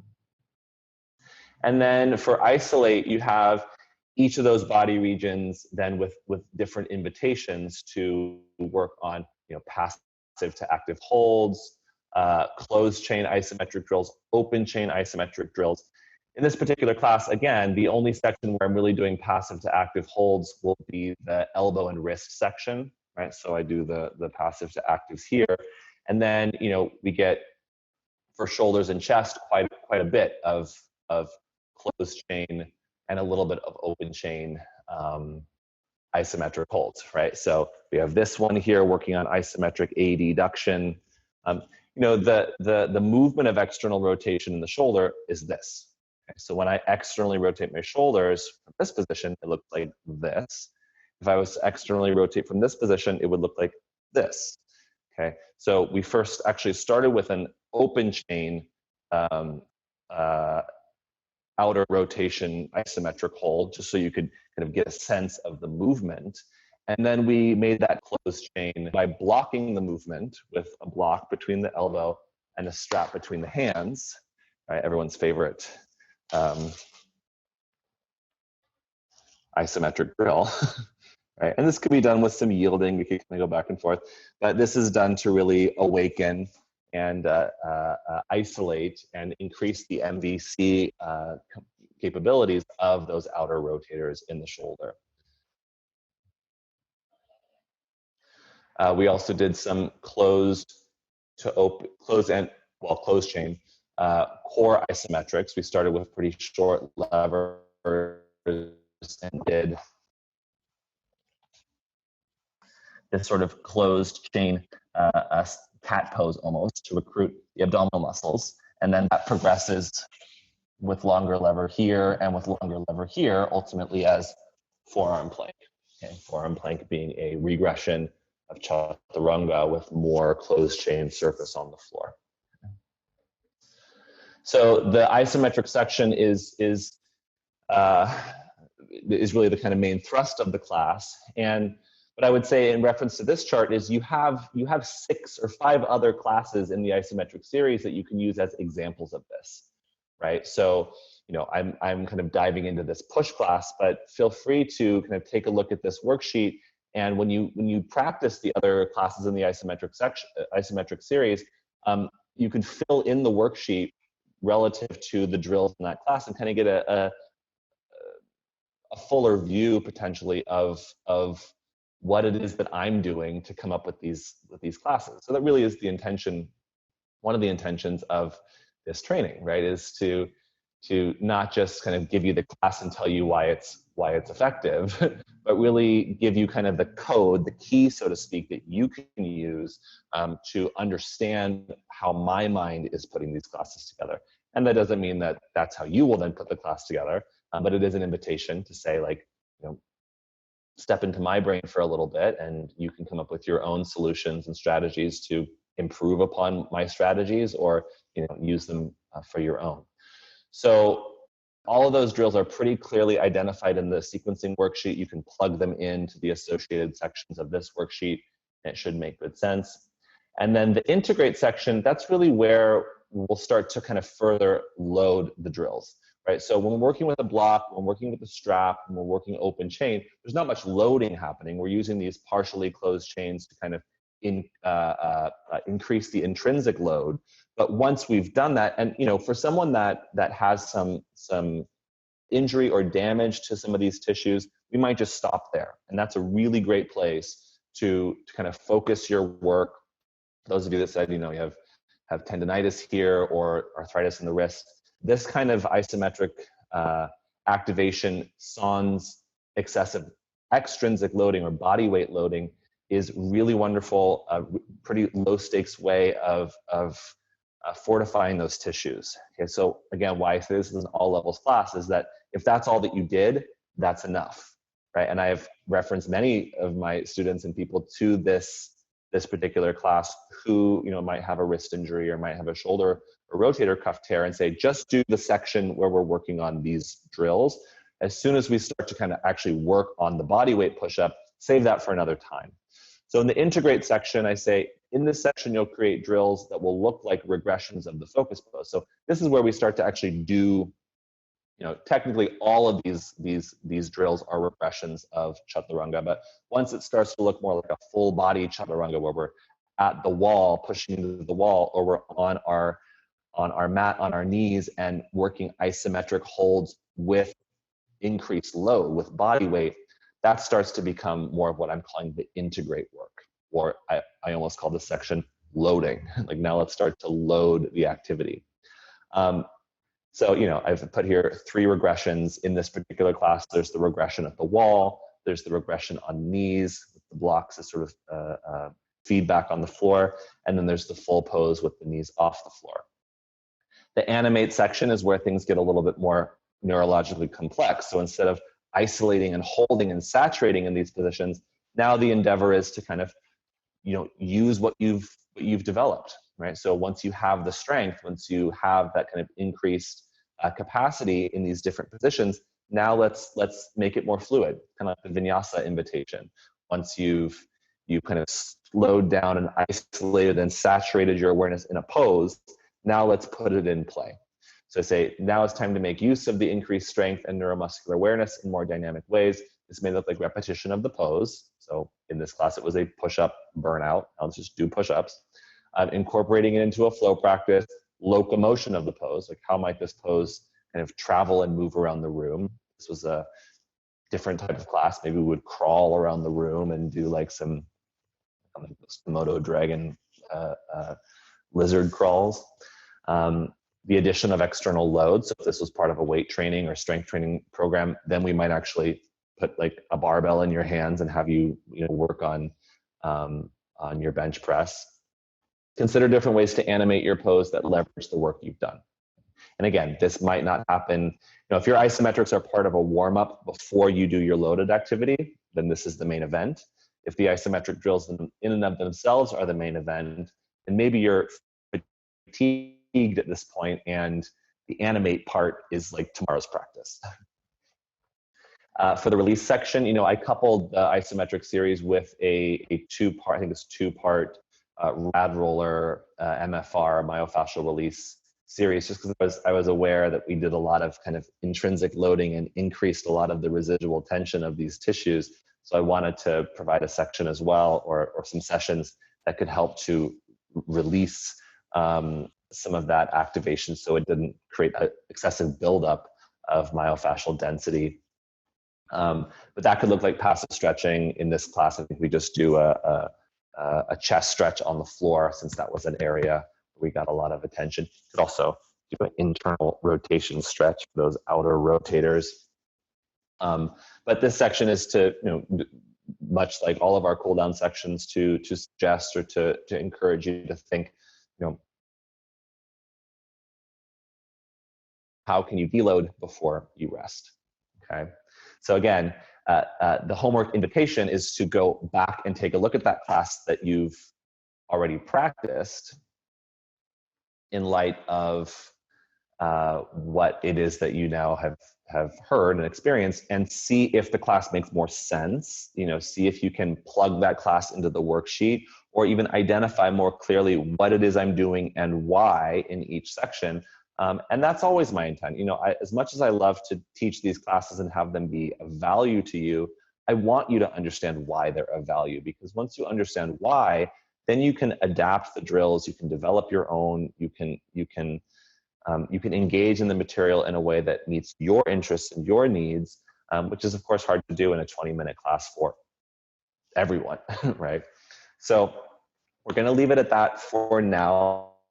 I've gone a little bit over the time I wanted to, so I wanted to give you guys some Q&A time, but I will stay on for another 15 or 20 minutes or so, for those of you that want to stay on and ask questions. And let me say this, so homework invitation is to work on those worksheets and to go back and look at the class.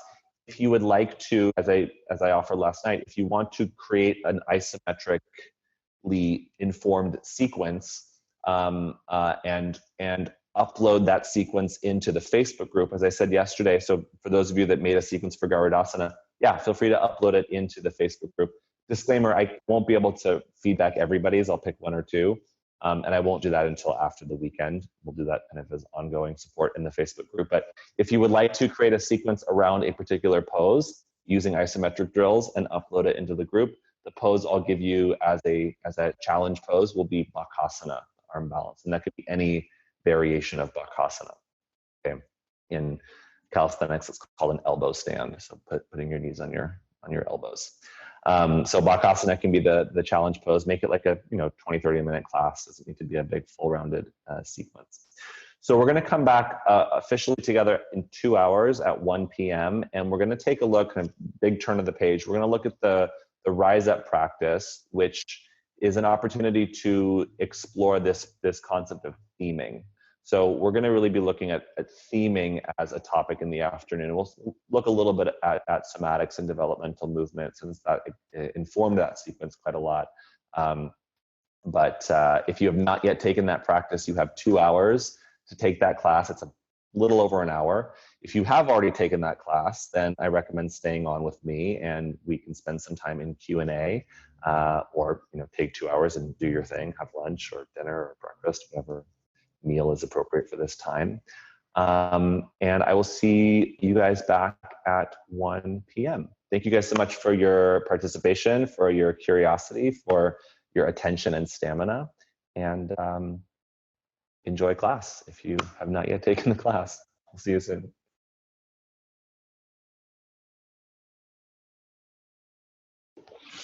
All right, there's a lot of questions in this box, so let's see. I myself will need to eat food and things too, I guess, but I love questions. It's hard to leave until they're all answered. Okay, glad to be here. I applied some of the isometrics in my teaching this morning, had good feedback. The only confusing thing is when I'm on all fours and stretching the wrists, you refer to it as extension. However, in Adho Mukha Svanasana, the ankle is in flexion and it looks like it's in the same plane. Yeah, that's, I guess, confusing. So when we refer to wrist extension, and flexion, it's relative to anatomical neutral. So if I'm in this position here, this would be flexion, ankle dorsiflexion. This would be wrist extension. And this isn't really called ankle extension, it's called ankle plantar flexion. So if I'm combining ankle and wrist movements, it's this and this. So when I'm here, that would be wrist extension. But then because of how I set up my hands in Chaturanga and downward facing dog, I turn my shoulders. So this is still extension, even though I've changed planes.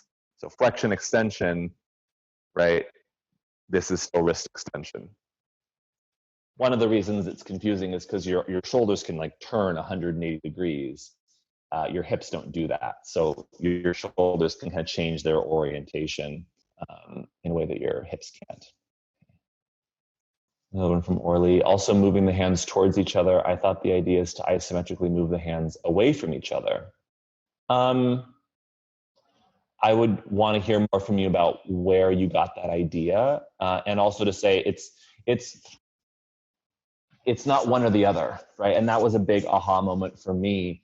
That it's not that like what is the action of this pose? Should I be squeezing my hands towards each other or pressing my hands away from each other? Well, both. In fact, it would be a progression of your neurological capacity and your ability to generate force to do both at the same time. Can you squeeze your hands towards each other and press your hands away from each other at the same time?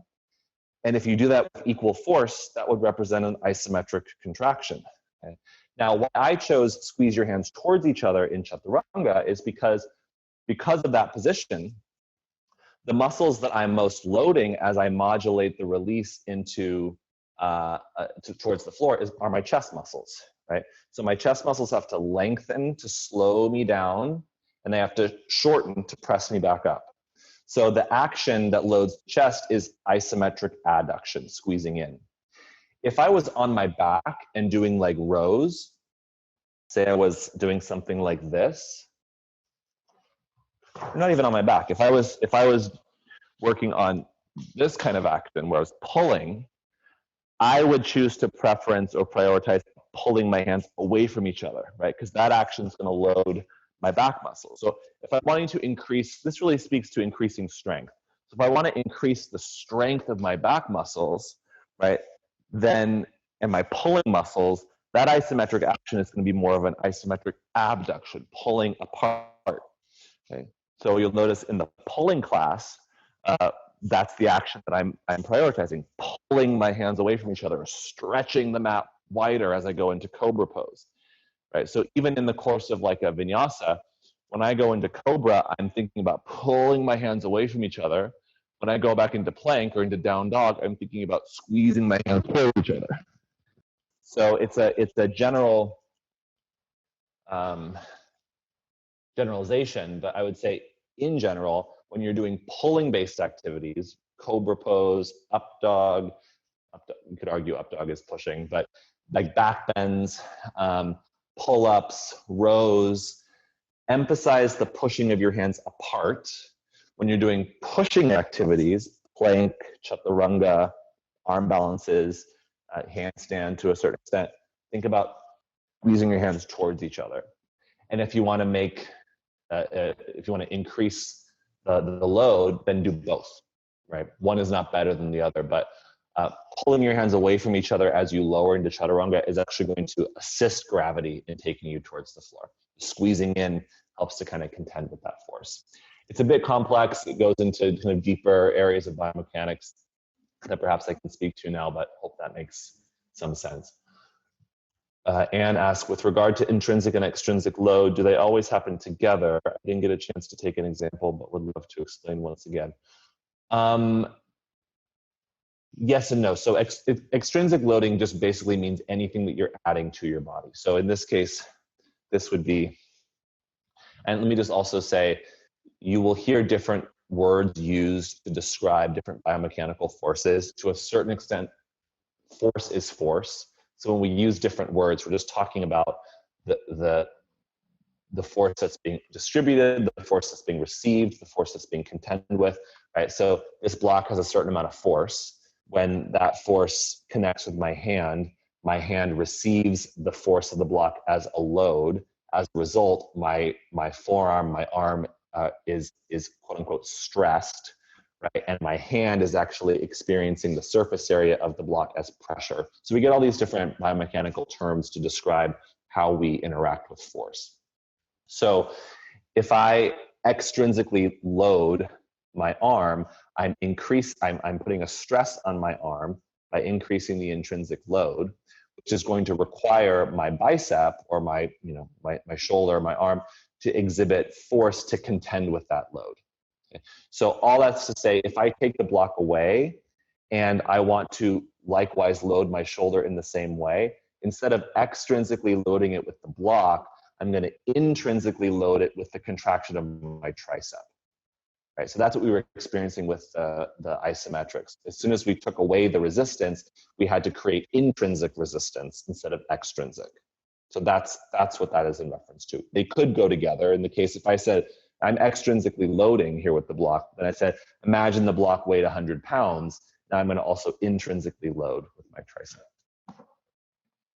That might be the best explanation I've ever given of that. So it doesn't get much better, but you can reach out if you need more clarification. Okay, Barbara says, with moving the hips on the floor, oh, we talked about that already. Can you break down half moon? I would love to break down half moon, but it would take longer time than I have right now. Let's see, it's a good way to do that. I'll take that as a request to create a half moon class next time I film for YI. Okay, so is the summary, this is from Lisa, is the summary to take away from yesterday's workout that transitioning from Warrior 3 to half moon is safe as long as the practitioner has learned how to tune into their body and engage the muscles as done in the warm-up?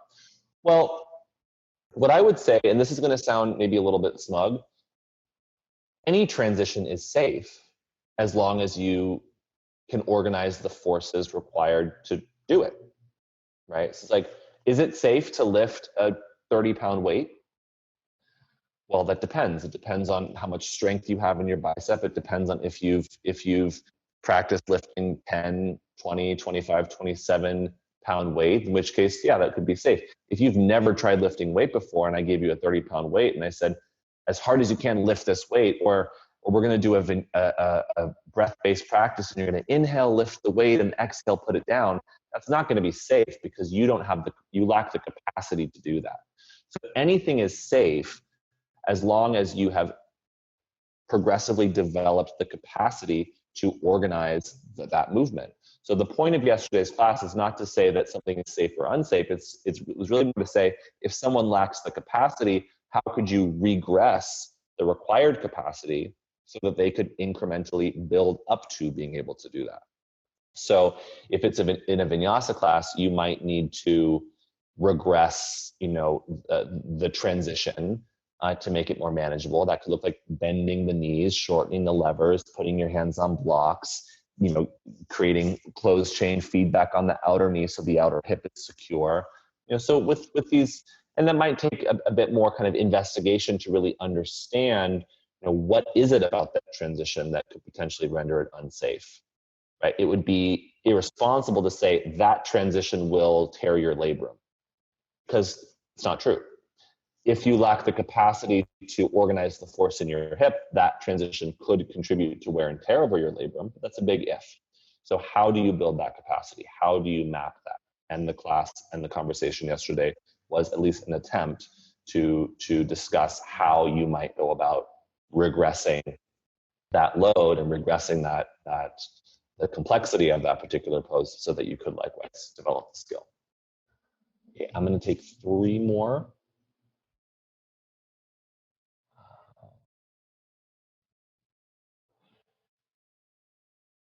Elisa asks, you mentioned twisting the hands and pulling them towards each other. Did you mean twist hands away from each other as you pull them towards each other? Okay, that might be in reference to what you were asking earlier, Orly. So there's 2 different actions. You'll recall that I said when the elbows are bent, external rotation looks like this.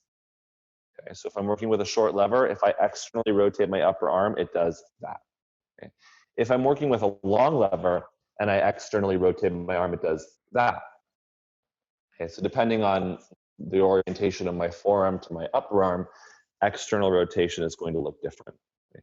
So you're referring to 2 different actions. One is the action of external rotation, which is this twisting action. The other is the action of adduction. Okay. So consider the difference between pushing my hands away from each other, which would be this. That would be like trying to stretch my mat, versus twisting my hands away from each other, which would be this action. So that's what I was going for. I was going for a twist of the hands to engage the external rotators, and then a hug of the hands towards each other to engage the chest. So it's that coupling of external rotation and abduction, adduction of the upper arms that I was working for in this particular class. I know that can sometimes be confusing because in terms of the planes of movement, rotation happens in the transverse plane, okay, so it's rotation. And then adduction, abduction happen in horizontal abduction also happens in that plane too. So it's also why it's confusing. But the action of squeezing in and rotating. And sometimes when I teach this work, I'll actually do that as a drill, right? So I might, just to kind of create more tactile feedback there, could use a blanket, for example, and do something like twist, like wax off. I'll call it wax off, wax on. The Karate Kid reference. Wax off, wax on. So you could wax off and then squeeze in. Okay.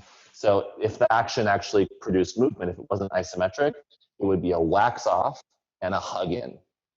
When that becomes isometric, it's twist your hands on the floor and squeeze your arms towards each other. So I often will teach isometric actions as kinetic actions, as actual movements, so that the student isn't just trying to figure out kind of the intrinsic action, but can actually see what the movement is it would produce first, and then can find it isometrically when they're working with a fixed object like the sticky mat or the floor. Hope that makes sense. Have you found the isometric program to be good for people with frozen joints because of nerve damage, etc.? Where'd it go? Has it allowed for more mobility? Yes, I've gotten some really great feedback from people that have, you know, essentially their joints, their muscles have been sort of shut off, you know, or stuck offline, so to speak. And so much of this work is about bringing more of that muscle tissue into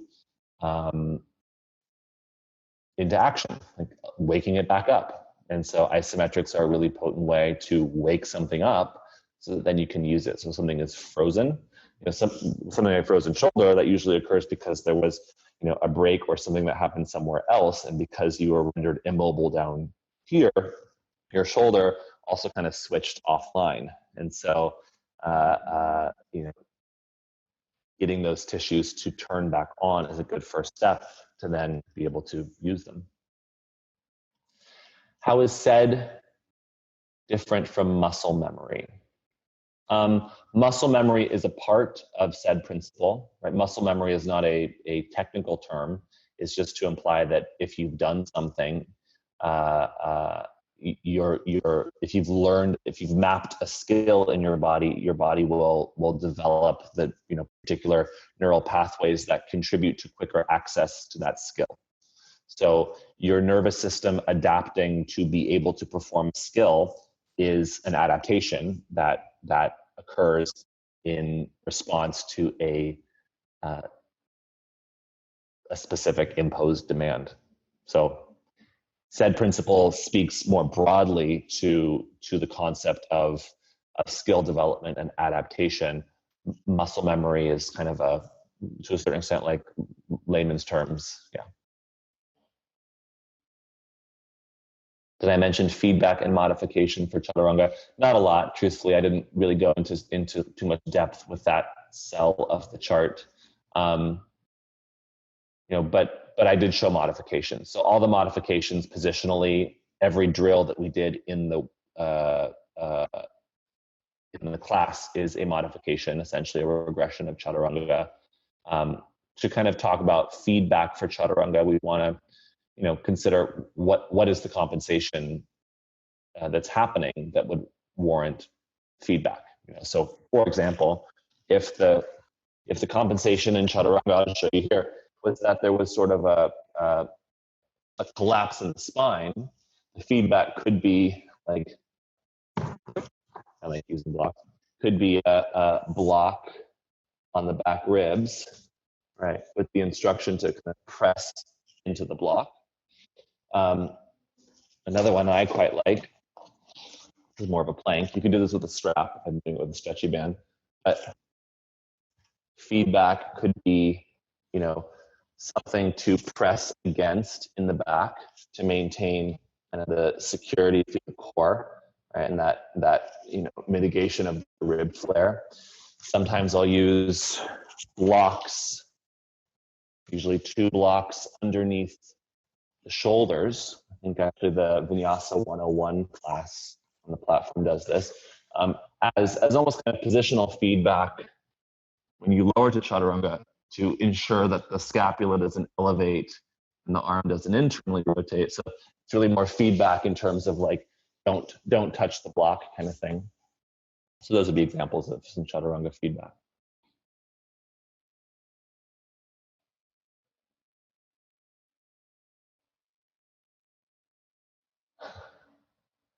I'm reading this question more as feedback from Marilyn. It says, when do we actually start learning about sequencing yoga classes?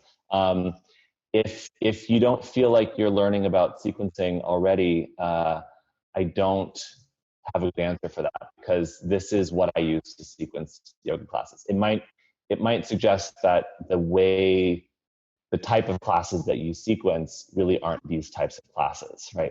If a yoga class for you is sort of a full spectrum vinyasa class, right, then the sequencing is going to follow a different kind of style. We'll look at that tomorrow, actually. But but I'm really sharing the kind of more of the science, the information that informs how it is that I would go about crafting a sequence. And the templates provide kind of the order of operations that I would go through, from awakening, in this case, awakening, isolating, integrating, and animating, or regressing movements and progressing movements. Once you understand the science of how your body goes about actually learning a skill, the sequencing is just an extension of that scientific approach, right? It's not about learning the rules of, always do standing poses and then go into externally rotated poses, and then you're going to go into seated poses. It's going to be informed by your intention. So if your intention is to work on a particular pose, and you have to decide what approach do you want to use to work on that pose. I've shown you two different approaches already. One is to regress and progress the movement. The other is to invest in isometric drills and strategies to develop the strength to hold your body in that position. Okay, but the actual order of the sequence is informed for me more on motor learning and skill building in our nervous system, and less about kind of stylistic approaches to sequencing. So it's for that reason that this class and this training is kind of more an invitation for us to nerd out on that stuff, and less a kind of more of a rigid approach to kind of like, always do it this way, right? The way that I learned sequencing initially was through set sequences and do this. This is the sequence, go through the sequence. How I do it now is more informed by my understanding of human movement and motor learning skills. So my hope is that you are getting some good strategies to learn more about sequencing. Although it might first confront kind of the need to ask more questions first. Justin asks, what's my background education in kinesiology or personal training? I'm also a personal trainer and love how you integrate the language and examples from that and apply it here. Just curious where your knowledge in that area comes from. To be fully transparent, I am such a mutt, and I have learned, I've been teaching yoga for the last 14 years. And I when I teach these kind of trainings, my intention is really to give you more questions to ask, so that you can kind of be privy to what my process of inquiry is, which means asking a lot of questions and synthesizing a lot of different information that I've learned over the years. I don't have a formal training in kinesiology or exercise science or personal training, but I was in a relationship with a personal trainer for many years. I have worked quite closely with different PTs, physical therapists. I've done a lot of online fitness programs and taken a lot of online trainings and courses. So my knowledge base really is kind of piecemeal of following the clues and kind of learning piece by piece as I get different bits of information and try my best to reconcile it with what I've heard and what I've learned over here. And that process for me often looks like confusion. I'll learn something over here that makes a lot of sense. I'll say, well, when I learned yoga, I was taught to breathe this way, but when I'm learning this form of movement, it's teaching me to do it this way, and that confusion sparks a question for me that then leads me on a journey of wanting to understand. So I can't really give you like, if you ask about something specific that you want to learn, I could tell you who taught me that one piece. But my knowledge base has been contributed to from a lot of different sources over the years, and it's still in the process of synthesizing, in fact, through teaching, through endeavoring to share it with others. I hear you talk about strength training and yoga frequently. Do you do much cardio work, and what are your favorite types of cardio? It depends. I tend to approach cardio from the perspective of heart rate variability. So I really like this idea of adaptability and being able to, adapt to extremes, right? So when when I do cardio, truthfully, I do more like HIIT training, where I'm speeding up my heart rate and doing something kind of intense for a short amount of time, and then using like Ujjayi to regulate my heart rate. In fact, on the YI platform for the last month, we were doing I was teaching one of the live weekly sessions. I did a yoga conditioning series, and the first and the, well, actually, I guess it was three of those sessions I sort of treated as a circuit, which worked on kind of interval training. So yeah, if I'm working on drills, I might have a day or two each week where I put the drills I'm doing in a circuit and I'm working more on stamina and endurance. But that tends to be my approach to cardio, at least now. I mean, I've had, I've dabbled in a lot of different things. If you were to ask me like what form of cardio training I probably resonate with the most, it would probably be cycling or swimming over like running. But at home, I tend to do like more interval stuff. Okay, a couple more. This is from Sally. I didn't want to distract from the class trajectory, but can you please speak to the act of anchoring the humerus into the shoulder by drawing down the scapula and externally rotating the shoulders when the arms are both overhead and weight bearing? In my practice, I hear that cue frequently in an attempt to urge integration of the arm and torso, but I'm simultaneously hearing it's physiologically unsound because of the risk of pinching the supraspinatus tendon. Whew. There's a lot in there. To zoom out, the role of the rotator cuff muscles are to help stabilize this very long lever, which has a pretty significant size ball, in the very shallow socket of the scapula. So as your humerus moves around in your scapula, that creates quite a bit of torque in this particular joint. That requires quite a bit of force to stabilize. Now we have a lot of tissues in there and ligaments and whatnot that help to stabilize that as well. It's not to say your shoulder is vulnerable in a precarious place, but depending on what you're doing, you want to be able to stabilize those forces. So that muscularly, that role, the role of that stabilization comes from the rotator cuff. And I think because a lot of our movements through life sort of entropically lead us into this position, the rotator cuff muscles that for most people tend to be on the kind of weaker side of the spectrum would be the muscles that contribute to outward rotation, namely infraspinatus and teres minor. Also, those are muscles that get loaded more directly through pulling exercises, right? If I was to pull on a band this way, that would help to load and stabilize infraspinatus and teres minor. That's why we have that particular drill in the isometric class. That said, it's a muscle group that we use a lot to stabilize, but it's not one that we typically load and strengthen. So just because you need a muscle to stabilize doesn't necessarily mean that particular pose will help strengthen it. Hence the isometric drills, hence a lot of what we talked about today. Now, in terms of kind of what to do with your scapula, something that I think is important to remember is that there are no joint positions that are intrinsically bad. I said this yesterday. There are just positions that you haven't necessarily trained. And so I wouldn't say that there is a position that your shoulder blade should be in that would render your scapula and your glenohumeral joint more or less stable. It's more about creating balanced action around the entire joint so that you have different options. I'll give you an example, and it's going to require me to bring my arms up, so pardon me. If I was reaching up overhead and holding onto a pull-up bar, and I was to keep my arms straight but pull on that bar, it would create this action. It would do this. Then if I modulated my release into that bar, it would do this. Okay. So if I did a straight arm pull-up and went from here to here, here to here, I would be strengthening the capacity of my shoulder blades to essentially depress and kind of modulate elevation. Now that's very different than just hanging and letting all the force go, into my joints. In this instance, I'm controlling those positions. Okay? So to say that your shoulder should be here, or should be here, or should be here, or should be here, all of that is sort of suggests that you're going to be strong in one position and weak in another.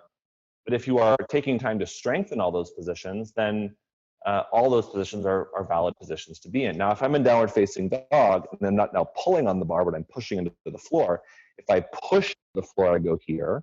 And if I modulate a release towards the floor, I go here.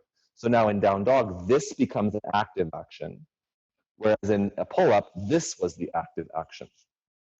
So I think you can save yourself a lot of confusion by trying to figure out what the right position is, and instead make an effort to strengthen the joint and strengthen the muscles in that joint in a well-rounded way, meaning get a bar, get a pull-up bar, get something to hang on to, and work on that capacity to pull, and to distribute force into your shoulder blade and into your spine this way, and then work on downward facing dog where you're working more of a compressive force this way. And once you have kind of balanced action capabilities in the joints, I think you're going to have much more freedom to choose the position that feels most stable for you. A lot of times the position that we're encouraged to place ourselves in, because it's the safest, is usually just the position in which it's the easiest to engage. It's the easiest position in which to stabilize. And that's all fine and good, but in terms of resilience and kind of long-term, increasing options, you want to learn to stabilize in all of the positions. There is a consideration to be made about the rotation of the glenohumeral joint and how that may or may not, bump into the acromion process and pinch the supraspinatus tendon and all that. But I think that pinching, so to speak, is more positional and can be mitigated by creating more force, through the different muscles that surround the shoulder. So when in doubt, strengthen everything, strengthen as many positions as you can, and then listen to your body. And if something feels like a precarious position or there's pain, then kind of steer clear. But that's a kind of a good reference point and a good starting point. It's one of the reasons you'll hear me say I'm less interested in kind of alignment and getting everything in the right place. I'm more interested in engagement and strengthening everything so that you can stabilize all the different positions in all the different places. The last thing I'll say there is that your shoulder blade is sort of designed to follow the movement of your arm. So the glenoid fossa, which is kind of where my thumb is, as I lift my arm up in this position, my scapula has to upwardly rotate to follow the movement of my arm to allow my arm to point and reach upwards. Now, my scapula reaching or turning upwards is different from my scapula lifting upwards. So, if you wanted to reach something high above you, you would upwardly rotate your scapula, and then you would elevate to grab onto something, and then you might pull it down, and then you might lower your arm back down. But void of context, if it's just tell me what to do with my shoulders when they're up there in the air, I couldn't tell you what to do because I don't know what you're doing with your arms, right? If you say I want to reach something and pull it down, then I say reach up and then pull it down and then, pull it down. If you're pushing away from the floor, we want to give ourselves kind of an application of what it is that we're doing before we understand the best way to organize it. I know this is a long answer and it might create more confusion. Sometimes it's convenient to just say like, do it this way.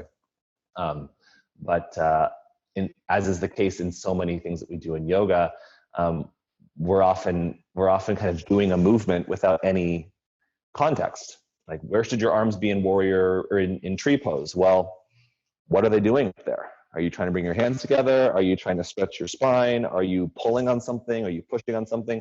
Or are you just trying to be a good yogi and figure out where your arms are supposed to be?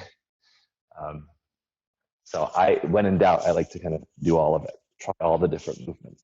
Try it with internal rotation. Try it with external rotation. And then, when we start to go into strength training, if I'm trying to load a particular muscle, then I might make a more discerning choice about what I'm doing in order to achieve my particular goal. Okay. Last question from Sarah. In regards to Warrior 3 to Ardha Chandra transition, if the muscles are engaged and controlled enough, then the body weight won't put undue stress of the femur head on the acetabulum. Yes, so your question implies the answer, which is to say, what makes stress undue? Okay, because your body is going to be, stress is just the way that your body receives load. We call that a stress, right? It's like saying, if you haven't noticed, life is stressful. There's a lot of force that comes at you. So what is it that makes that stress tolerable? And what is it that makes that stress intolerable? The variable is you. Like what skills, what resources, what self-management tools do you have to contend with stress? right? So stress is inevitable. How you deal with, or how you're able to organize or manage stress, is relative to your personal level of resilience. So one strategy is to kind of try to decrease the stress. Another strategy is to increase your ability to handle stress. So as it relates to what we did yesterday, the decrease the stress part is the regress. Let's regress the stress. And then the progress part is while also incrementally increasing our ability to contend with that stress. So to your question, if the muscles are engaged and controlled enough, and what would qualify it as being enough? Well, enough to contend with the stress, right? If they're engaged enough to organize the stress, then that stress will not overload the body. If they're not engaged and controlled enough, then they won't be able to organize the stress, and then your body will be overloaded, in which case we need to decrease the stress to a level that is manageable. So it's a great question, because it also contains within it the core principle that we're looking at here, which is, not to just avoid things that put our body under stress. What is your job as a teacher? Is your job to keep people safe? Maybe. Or is your job to increase their capacity to manage and organize and tolerate stress? It might not sound like most people don't say, I want to come to yoga so I can learn how to manage stress. I want to come to yoga to relax and feel good. Well, you're not going to be able to decrease the stress in your life necessarily. I mean, life is going to impose stress on you, and you're also not going to be able to show up to a yoga practice and not put stress on your body. Movement stresses the body. So what we can do is we can increase our capacity. And that, for me,